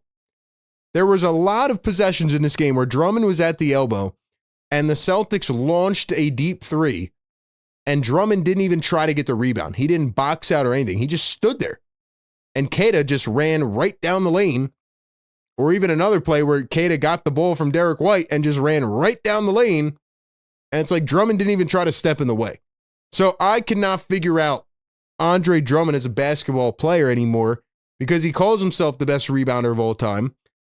And there's like flashes of it, but then it goes away. Okay, so what I was going to say, is,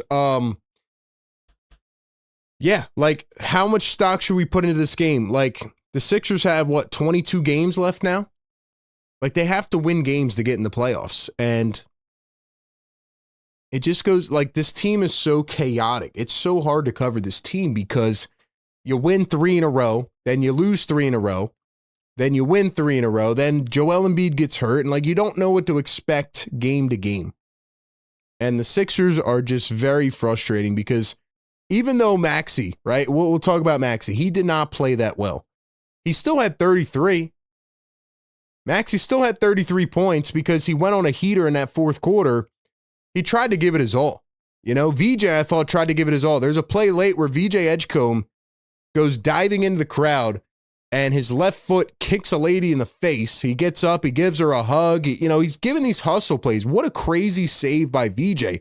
Like, you see Maxey and VJ giving the effort. And that's why, for me, when people are out there criticizing Maxey every game and he can't lead the team by himself and he can't do this, to be fair, most players in the NBA cannot lead a team like this based on what they have. The difference between Joel Embiid, obviously he's a great player, but also he's 7 feet tall, 280 pounds, which is much different from a positional standpoint than Tyrese Maxey, who's 6'3" and can run around 1,000,000 miles an hour. Now, again, Did Maxey play a good game tonight? No. I don't care that he had 33. He wasn't efficient. I thought he gave effort, though. That's what matters to me. When $100 million is constantly on the bench, Maxey and VJ are letting it all live out there. They are. They're trying. Even though they're not playing that well, they're trying. And they came around in the fourth quarter, and I thought they actually played well in the second half. I go back to the role players on this team. I'm not going to beat a dead horse tonight, I promise. I'm not even going to talk about what that guy's doing over there in OKC tonight or any night. Kelly Oubre was abysmal in this game. This might have been the worst Kelly Oubre game of the season. From running into the lane like a chicken without a head and just throwing up the ball to early in the game, he's like clapping in Shireman's face. I love the energy. Nothing to show for it. He missed shot after shot. He could not rebound. He was fouling. And at the end of the game, he gets which I thought it was weak, a flagrant foul on a play that was reviewed off the ball as VJ got screened. I thought they were reviewing the Keda screen, and they call a flagrant on Kelly Oubre for no reason for pushing a guy. This might have been the worst Kelly Oubre game of the season. And that's who Kelly Oubre is. He's a role player. He is either a really good, he's either a really good fourth option, or he's going to be the worst player on the team. That's who Kelly Oubre is night to night. We don't know what version we're going to get. In addition to Kelly Oubre, I thought Andre Drummond got his lunch money taken. He had 12 boards tonight, 4 steals. Keda ate him alive. And before the game, I was talking about Neemias Queta, and it was my fault. The reverse jinxology method. Well, guess what? I said Queta was not a starting caliber center, and he had probably his best game of the season. So that is my fault. Adem Bona, I thought, had a couple flashes in this game, but once again, just not a polished offensive player. He picked up that early second foul, and they had to take him out. Don't even get me started on Quentin Grimes. Do I even want to go down the Grimes rabbit hole tonight? I don't.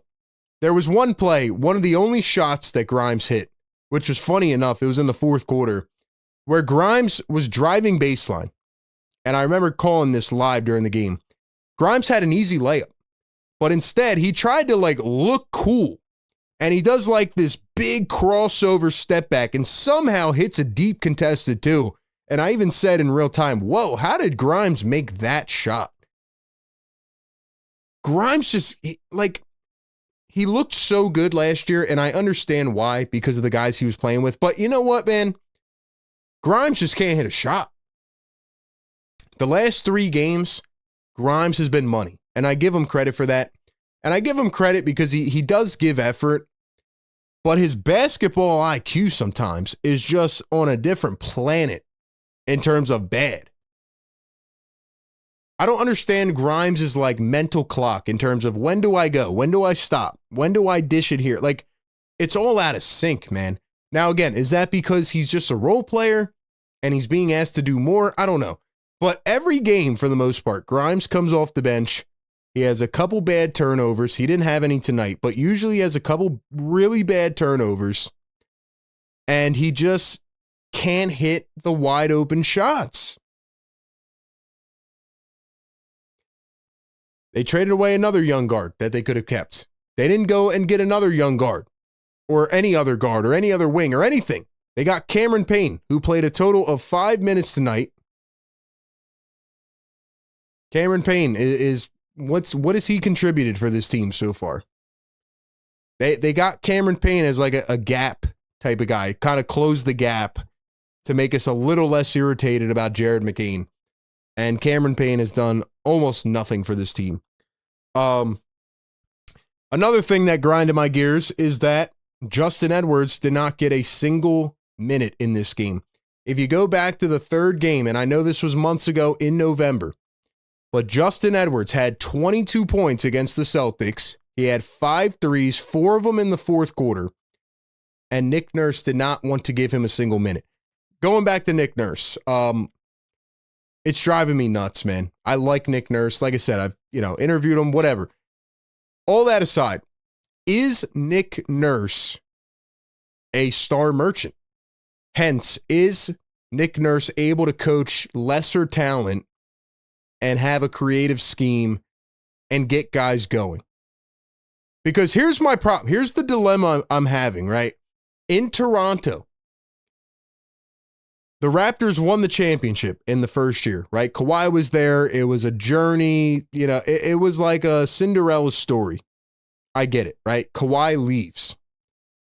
But the next season, without Kawhi Leonard, if you remember, it was the bubble season.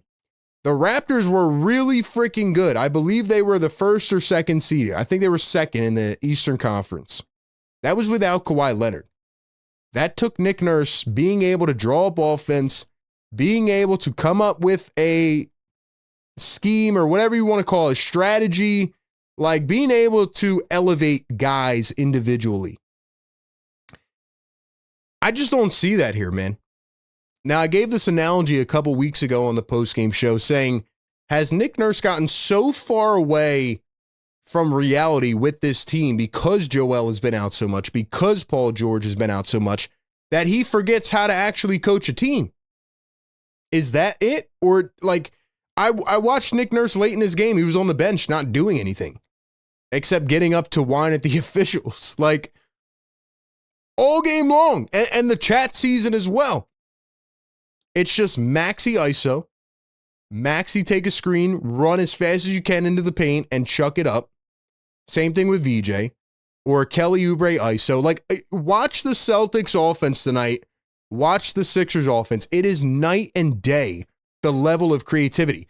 And I talked about it all night, but the Celtics are 40-20. Jason Tatum has not played a single game. And I was wrong about the Celtics. I said that they would be a play-in team.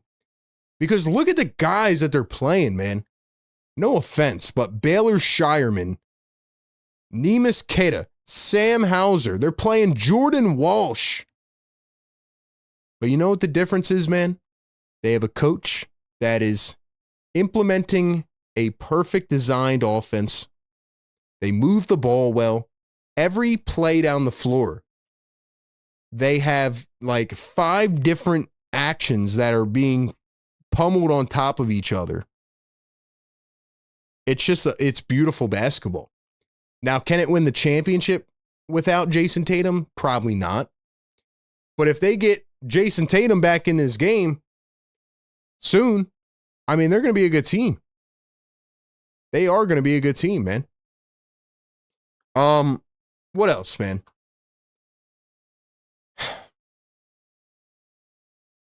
I said I wasn't going to crash out about this game because, again, it's like, how mad can we really get? Nobody's going to remember this game in a couple weeks. Because, again, when Joel Embiid and Paul George don't play, there's nothing to really talk about. What I look at is, who do you have on the floor? Who do you have, and what are you doing with it? And I think just from like a coaching standpoint and being creative and being able to get the most out of what you have on the floor, I do feel like Nick Nurse is not doing that. Joe Mazzulla is doing that. 100%. Not even close. Not even close. So that's how I really feel about this game. Celtics shot 32% from 3. I'm not even going to talk about the refs. They were brutal all night. The Sixers only had 6 turnovers in this game. And yet they could not put together anything. They couldn't string together a good run late in the game until they brought it to a 6-point game. And even when they did that, again, they had no plays in crunch time. They had nothing to go to. I just question the IQ of this team sometimes. And I don't know what they have to do about it. $2 super chat from, where's it at? Philly for life. Thank you so much, man. He says, I have to vent. You should take a couple calls, RB. I'll think about it. $2 super chat, Philly Talk Podcast. What's up, my guy? He says, Kelly 0 costing me a couple thousand. Dang. Yeah, Kelly Oubre, man. 2 of 10 in this game. Kelly Oubre, 4 points for Kelly. 4 rebounds, 2 assists, 1 turnover. That was the Kelly Oubre experience tonight, man. He either plays really, really well or he's nowhere to be found. It was just a bad Kelly Oubre night. Like I said, I feel like the Sixers didn't go deep enough into their bench. Maxey played 43 minutes in this game. VJ had to play 40, and they still could not get a W.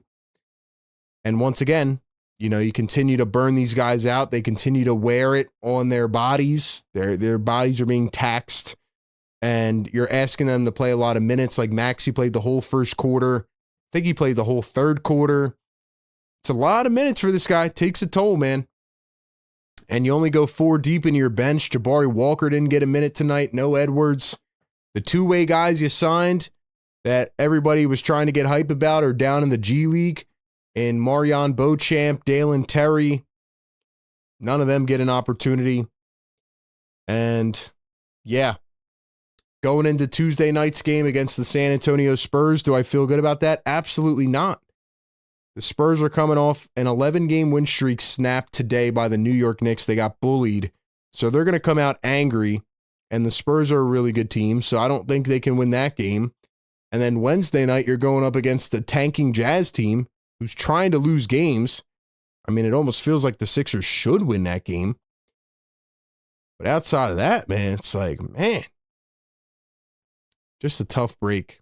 Really, really tough break for this team. Again, Sixers shot 6 of 22 in the fourth quarter.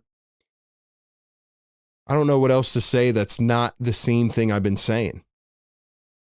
I mean, I'm glad they won the third quarter. The Celtics went a bit cold shooting, but they also, I will say, even though the Celtics shot 32% from 3, they had a lot of wide open threes that they just did not hit. But what I really liked about the Celtics offense is that they did the same thing from start to finish. They didn't get out of their flow. They didn't get out of their normalcy. Like, they just run the same thing all game until it works. And they just continue to move the ball well until they find a shooter. And one thing I noticed too is like everybody screens on the Celtics. Everybody, even Jaylen Brown was setting maybe the most screens. They're well coached. You can see it, the attention to detail, the little things. Like the little things make teams great. And I think the Celtics really do have it. I really do. I really do, man. All right, let's go to the chat. Is anybody on the Discord, man? Should I even take a call on the Discord? I don't know, man. What else do we say about this team? What else do we say? Give me your thoughts in the chat. How do you feel about this game tonight? What do you think was the main issue or the main concern? Like, what went wrong tonight? I'll tell you what, we'll take a couple phone calls on the Discord because I know we got some people waiting on there. We'll go rapid fire and we'll get a couple instant takes. But again, from these next couple games, like, what is there to really say? What is there to really say, man? When Joel Embiid and Paul George don't play, it's going to be hard to win a game. Simple as that. And I commend the Celtics for the way that they've played this season. All right, before I get to a couple of these callers, man, let's award our player of the game tonight. Who gets the player of the game? Well, it's going to come from the Celtics. And honestly, man, I think it's got to go to Neemias Queta. I don't know any Celtics shows that I watch. Obviously, I don't watch many, but has Neemias Queta ever gotten a player of the game award? Well, tonight he's going to get one. 27 minutes played. He did get in a little foul trouble late, which kind of hindered his progress. But, the Celtics were not afraid to go small ball. It's something that we said in our live chat. Instead of playing Barlow, Watford, and Bona, why not put Barlow at the 5? Why not try something different? You saw Drummond struggling. You saw Bona, who was kind of struggling late, and Drummond was obviously struggling, getting bullied. So why not switch it up and try something? Why not put Jabari Walker in? Give him a flyer. See what happens when he's actually been giving you some good minutes as of late. Again, I thought Nick Nurse got out coached with the lineups. You saw Joe Mazzulla. Every time the Celtics lead was dwindling, he called a timeout immediately. Immediately stopped the clock, and he, figured it out, and cut the momentum. And they even they went small ball when Queta got in foul trouble. But anyway, Neemias Queta, 27 points, 17 rebounds, 3 blocks, and a steal. The guy was looking like David Robinson in his prime, and he'll probably not play like this against any other team this season. Insane. But yeah, he gets a Player of the Game award tonight from me. Maybe his first and only Player of the Game. Baylor Shireman. I mean, Sam Hauser was ice cold tonight. You know, I could sit here and say, yeah, this is a game you should have won, but really, should they? Should they win any game without their 2 max stars? I don't know. I don't know what else to say about this game, man. It's what I got. Sixers go down. They couldn't even score 100 points, and they just faltered late. It was a valiant effort by Maxey and VJ to try to get them back in it, but they don't have enough off the bench. They need another bench piece, but they failed at the trade deadline. Oh, and last thing I'll say is, like, did Barlow even play in the second half? Nurse continues to do that thing where Barlow, your starting power forward, doesn't play late in the game. He played, he didn't play in the fourth quarter at all. Dominic Barlow in the third quarter had 7 points, 4 rebounds, and a steal. And then he did not play in the fourth quarter. I understand there's a spacing issue there, but Barlow was giving you more than Drummond was. So why not play Barlow at the 5? Why not try it? And why did you bring Kelly Oubre back into the game? Made no sense. He was having a really bad night, struggling. I would have given Justin Edwards a chance or somebody else. But just goes to show, man, some coaches can adjust better than others. And unfortunately, a lot of the time we haven't seen that this season from Nick Nurse. But all right, man, if you want to get in, call in on the Discord. I'm not going to plug in the phones tonight. We'll do the Discord and we'll take a few calls and see what everybody has to say. All right. We'll go rapid fire, guys. Keep it sweet, short, and simple. Give me your takes. We'll go over to the Discord. My guy, Philly for Life, waiting on the Discord. Let's get him in here, man. Philly for Life, what's up, man? Philly. So what's going on, RB? How you doing? You hear me all right? Got you loud and clear, my guy. What's up? Ain't nothing, man. Listen, bro, I just had a couple things I wanted to run through, bro. Yes, get off your chest, man. Let's go. I need this, bro. I really needed this tonight. Don't we all, man? Why? I'm trying to understand this, bro, and I've really been trying to. Why are we not getting Bona more involved in these games? Like, I get that he's a little excessive at times, gets trigger happy with foul cats and all that. But like, he was playing good and when he got them minutes in the first quarter. And I feel like we didn't really see much of him after that, bro. After the first half, we didn't see much of Bona after that. So I'm not understanding why, like, with no depth almost behind Embiid, Broom hurt, Drummond playing horribly. Like, why are we not using Bona? Does Nurse have something against this young cat or something? I mean, the only answer I have for you is he got in foul trouble a little bit, but he only had 3 fouls. So, yeah, they were doing a lot of that, like, downhill action early, right? Like Maxey, Bona running as fast as they could in transition, and it was working. I really don't know. I don't know. He kept going back to Drummond, who was getting bullied, and he didn't even give Barlow any minutes in the fourth quarter. So I don't know. Yeah, it ain't just this ain't. I'm sorry. Go ahead. No, you're good, man. That's all I got. Okay, so another thing. We already talked about the role players. I'm not going to really hit them too hard tonight. What was the reason for Embiid even being out? Did you see that? I didn't hear. I might have came in late to the stream. I didn't hear exactly what was going on with Embiid not playing tonight. He's out for the next 3 games with an oblique strain. Oh my God, it never ends, bro. My gosh, bro. He got hurt last game when he pump faked Khalil Ware and he got kneed in the rib cage. And then at the end of the game, he blew a kiss to the crowd and he started grabbing his rib cage. But they said he has an oblique strain, so another couple games out, man. Yeah, that hurts. So I got 2 other players I want to talk about real quick, and I'll let you get the other guys. When are we going to see a Q dot like we've seen earlier in the season, bro? I think we really need him right now to step up. I mean, I would say another name that could have been doing it if he was here anymore But we really need another guard beside Maxey and VJ to step up off the bench, dude. Payne ain't it, bro. I mean, Q Dot needs to step up, or we need to start playing Justin Edwards again, bro. Yeah. Yeah, man. I mean, what am I supposed to add to that? If I say the name again, people get mad at me. So, I've been fighting people all night about it, bro. It's brutal, man. It's brutal. All right, well, I'll let you go, RB. Thanks for letting me vent, homie. All right, man. Appreciate it. Philly for life. Shout out to Philly for life on the Discord. Sixers definitely need another guard, man. They definitely need another guard. Will they get one, though? The only guy left is Cole Anthony. I made a video about that earlier today. Check it out. All right, Fredo, you're up on the Discord, man. Fredo, what's up? Hello. Fredo, what's up, man? What's up, RB?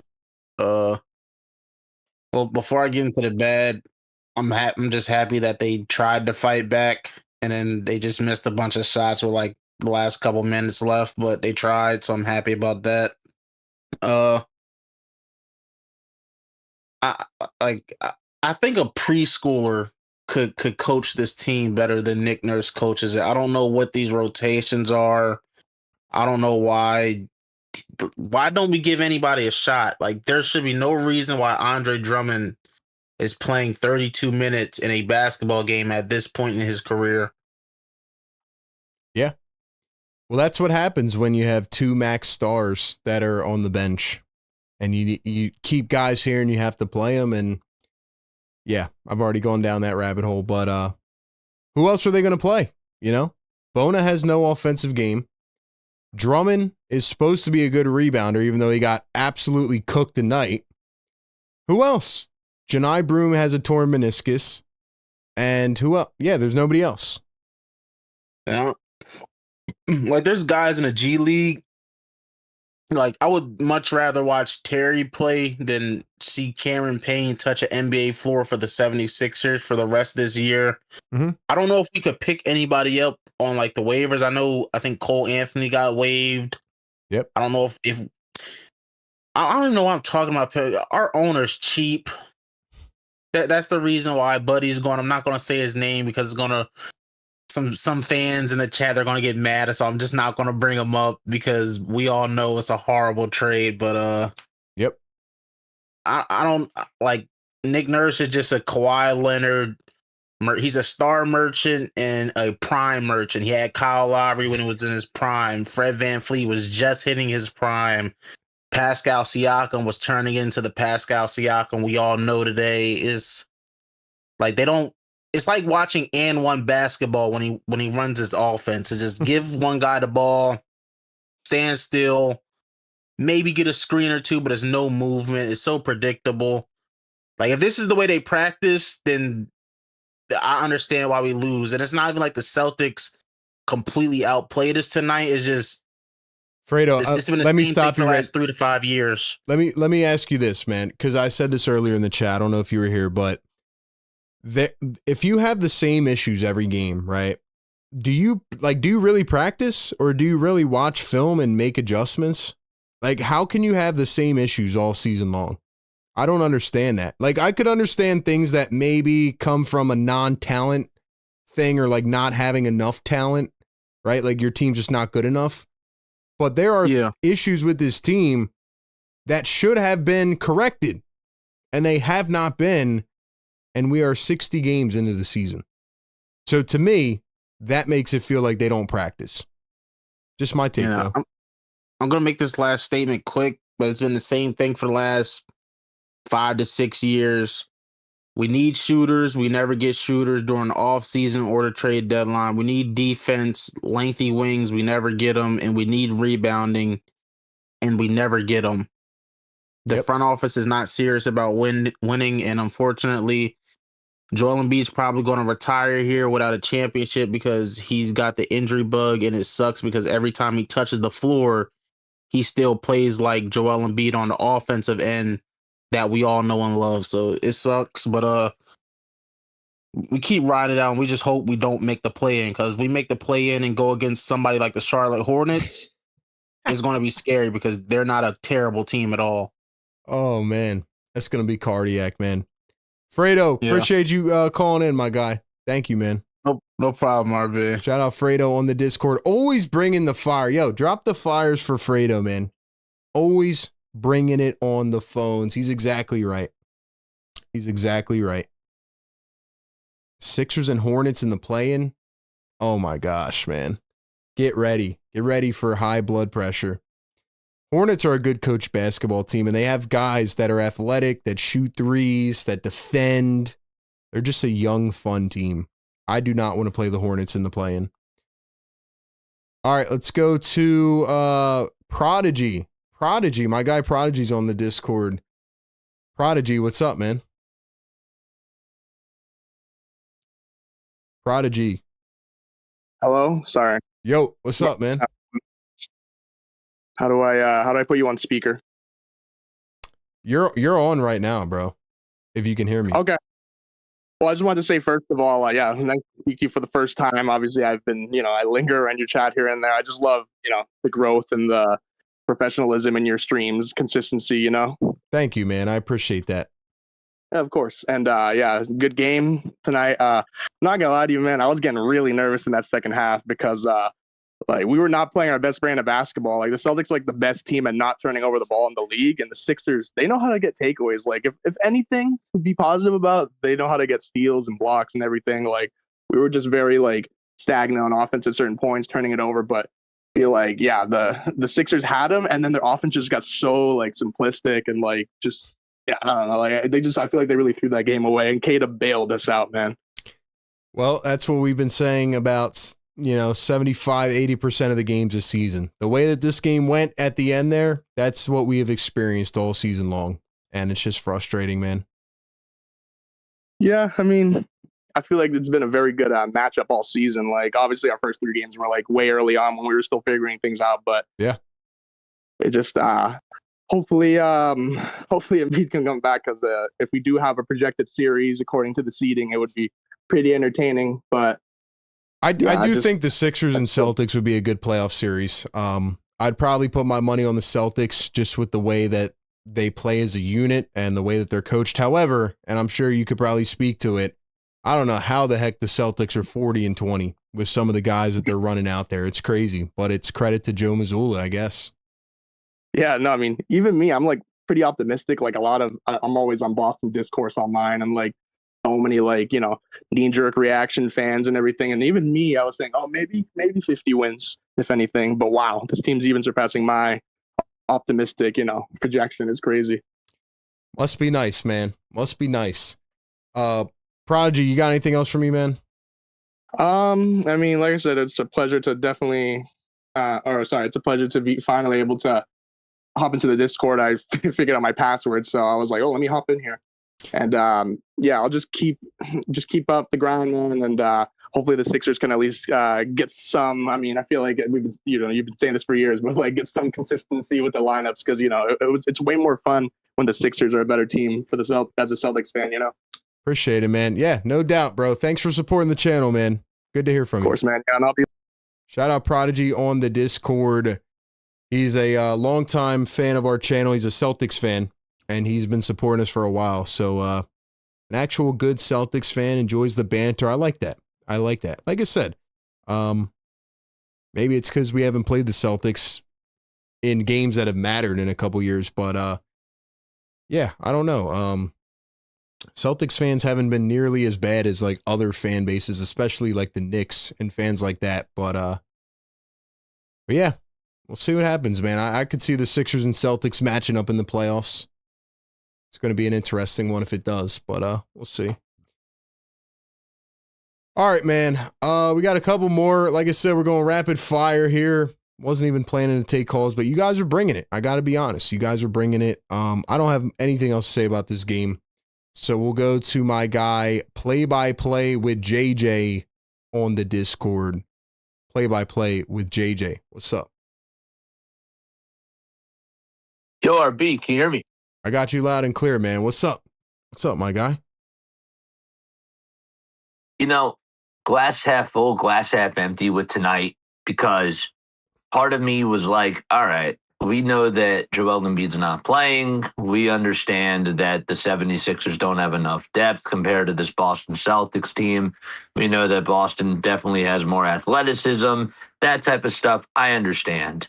But I still cannot let the head coach off the hook here. While they also did outscore the Celtics in the third quarter, I just from an eye test perspective, RB, and I don't know if you agree with this, but half the possessions in that first half, I just felt like were dribble handoffs from Tyrese Maxey to Kelly Oubre, and then another dribble handoff that goes to Andre Drummond, and then maybe Drummond comes away with a pick to Tyrese Maxey, and it's just a lot of isolation shots or just these lack of creativity types of plays from the guy that's at the head of the helm. And I see another coach on the other side, okay, just literally drawing backdoor cuts and guys that are just moving away from screens. You see Nemias Queta just in the dunker spot, just trying to make this like little backdoor cut, and no one's paying attention to him, and nobody is able to box him out or get rebounds. And I just feel like that one coach is just out coaching the other one. And that's really where I just get so frustrated again from the guy that's just at the head of the helm. Am I wrong to feel that way? No, you're not wrong at all. I've said that about 20 times tonight, and I'm like blue in the face saying it. It's unbelievable, man. I mean, the Sixers offense and the Celtics offense was night and day in this game. Like, just the things that the Celtics ran, and it's what has made them a 40-win team without having Jason Tatum. Like, they just run a really good system, and the Sixers rely on Maxey isolation, Oubre isolation, VJ, dribble handoff. That's all they run. It's literally three guys standing in the corner and a one-man screen, and that's it. Every game. Ridiculous. And I just the more I think about it, the more this game actually aggravates me, because I feel like that there have been a lot of times like where I saw in this game, like we had to rely on heroics just from guys. And it was just like, just improvising on the fly rather than another team that's just getting into their sets and just coming up with complete passes and just making guys look better. I just feel like that when I watch this team, I kind of think about the Eagles in a sense when it just comes to just the lack of creativity with the play calling. And I just cannot get behind that at all whatsoever. And that's why I'm very frustrated about tonight's game. I thought that they definitely showed fight. I thought that they showed effort, but I just still have problems with the head coach. I think you're 100% right, man. And I said this earlier in the show, but I feel like Nick Nurse is at the point where he's not even coaching. I feel like it's just Maxey and VJ go take over, and you see Joe Mazzulla, the Celtics give up a 5-0 run or whatever, calls a timeout, immediately makes an adjustment. And I feel like the Sixers, Nurse kind of just sits back and they just do whatever they want. I think he's just sick and tired, I guess, with, the inconsistent lineups. And yeah, there's they don't make any adjustments for the things that they're doing wrong, in my opinion. So no, it's kind of just the same thing every game. But that's how I'm seeing it, man. I hear you, man. I always love calling on in. I appreciate you for having me on, as always, and I love you, brother. JJ, you are the man. Appreciate you, bro. Shout out Play-by-Play with JJ. Follow him on YouTube if you haven't yet. He does every Phillies game. He's the man, and he covers pretty much every Philly game. So shout out to Play-by-Play with JJ. Busy B in the chat says, eye test says Nurse needs to be ran out of Philly. I mean, I think people are on their last nerve with Nick Nurse. It's crazy, too, because when he came in 2023, those first couple months, that was the most creative offense Maxey and Embiid have ever seen. Where does that go? What happened to that? Is this team just an ever-changing identity because of the guys that are in and out? But still, even Doc Rivers could get more out of less. So why can't you do that? Why can't Nick Nurse and this offense do that? I don't understand it. I don't think they it's like he said, that's actually a great analogy. Like the Eagles offense, they only had 10 plays in the whole playbook. That's what it looks like with this team, except it's one. Just being honest, man. All right, let's close it out, man, with our guy Cool J on the Discord. Cool J, what's going on, man? Yo, RB. What's up, man? I got a few things to talk about this game. The one thing you did mention is about, coaching. Like, Joe Mazzulla is a great coach. He knows how to alter the rotations, knows what he needs to do, and does make great plays. And that's something that Nick Nurse has to do as well. I mean, even though they don't have Tatum, they still have Jaylen Brown. They still have the rookies they've drafted. Like, they know how to adjust when it comes to with one star out. Like, there's something that we have not done with Joel Embiid, like, out. Like, we had not able to adjust. We didn't really have much. But like you said, like, you got to make as much as we can with what we got. And so far, we haven't really had that, much progress.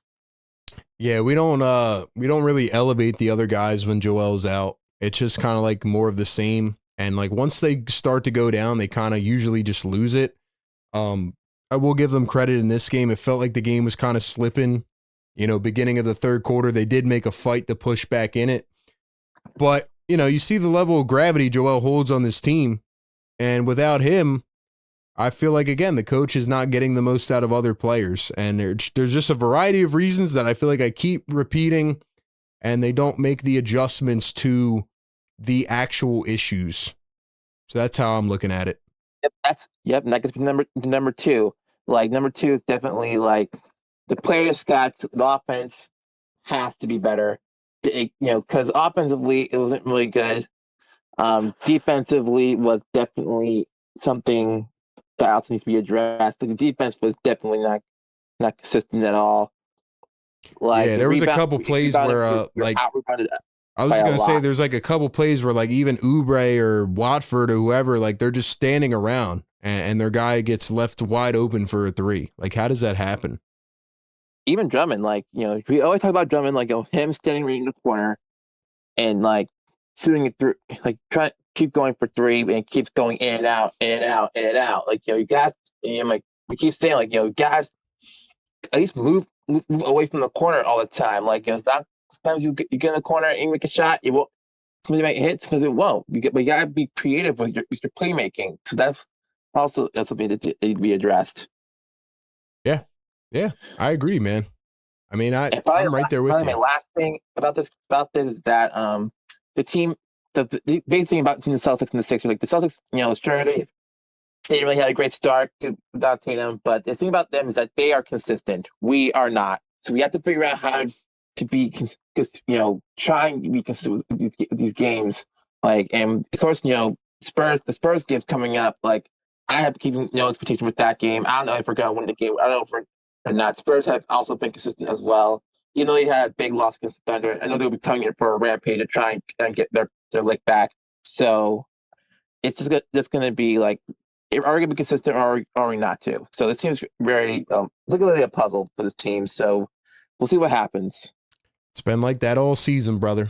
They win a couple, they lose a couple, they do this, they do that. Everything they do is like the opposite of what you think. And then they just kind of like, they like string us along for the ride. Do you know what I mean? It's been like this all season. Coming into this game tonight, if you were here at the beginning, which I think you were, I said, I'm not going to like crash out about this game because I knew what to expect. I knew the way that the Celtics play. But again, it's like the things that you can control, like my guy JJ said on the phone, like you have to control certain things. Even if you're not going to win the game, you got to like correct certain things. And they just have not done that. And I think to me, that is the most frustrating part. Or at least make an effort to try and win. Like this, like, I mean, they made a fake comeback. But I mean, I would like to at least, if you're going to lose, like at least lose by, because they've always lost by a small margin when it comes to these close cardiac games. So, I'd rather have that than just them giving up in the fourth quarter. Yep. You're exactly right, man. Cool J, appreciate you calling in, my guy. Thank you, man. For the RBN. Shout out Cool J on the Discord. Shout out to all the callers, man. Great stuff from you guys tonight. I wasn't going to take any calls, but you guys always bring it, man. So shout out to you. Dan in the chat says, I agree, Nurse has been nothing more than average. Do you trust Morey and Harris to hire another coach? No. No, I don't. Busy Bee says, I said the same thing, RB. Doc was trash, but he did more with less. Yeah, I mean, it's partly on the players and it's partly on the coach, right? Like, for example, I made this reference early in the game. If I'm Andre Drummond, right? I'm just going off my own, like, IQ, I guess, of sports, or like playing, like, let's just say you play with your buddies, right? If you get obliterated on the same action 5 times in a row, if you're standing in the lane and they draw you up on a screen and your guy rolls to the rim for a wide open dunk, you would think after like 4 times in a row, you're going to make an adjustment yourself. Like, Nurse should not have to tell you, hey, Drummond, you got to like realize what they're doing. Like, they ran that same play, I think 5 times in a row in the second quarter. It was Derek White, Kata set a screen, Drummond came up, Derek White hit Kata with a bounce pass. They did it 5 times in a row. And Drummond did not learn from his mistake. So, again, partly on Drummond, partly on Nurse. You got to realize this too. Like, Drummond, you're a self-proclaimed best rebounder ever. And you couldn't make an adjustment there? But again, Nurse has to then call a timeout and be like, yo, Drummond, stay back. Stay back. Stop coming up. But then again, that leads to some of these other issues where Maxi's like blitzing a ball handler and they kick it out to a wide open shooter. Same thing with Kelly Oubre. And it's just the same recurring cycle of the same couple issues that don't go away. So nonetheless, that's how I feel about it. But got to move on to the next game. I'm sorry to say, but it feels like it'll be more of the same on Tuesday. I mean, Wemby going up against Drummond. If Neemias Queta looked like David Robinson tonight, imagine what Wemby's going to do against Andre Drummond. We'll see. We'll see what happens. Shout out to the members, man. The mods, the community. You guys are the greatest. You all make this worthwhile as we push through a chaotic season. I've never seen a season as up and down as this one. We'll see what happens, man. Sixers go down to the Boston Celtics. 114-98. They finished the season series 2-2. Sixers fall to 33-27, hovering around that border of the playoffs and the play-in. They have to win games, but the question is, can they without their max stars? We'll see what happens, man. Tough way to end the week, but tomorrow starts a fresh week. Back-to-back coming up. Going to be a gauntlet in March. Need to stay healthy. Hope you all enjoy the rest of your night. Catch y'all on the next one, man. Sixers Postgame Live show. We out. Peace.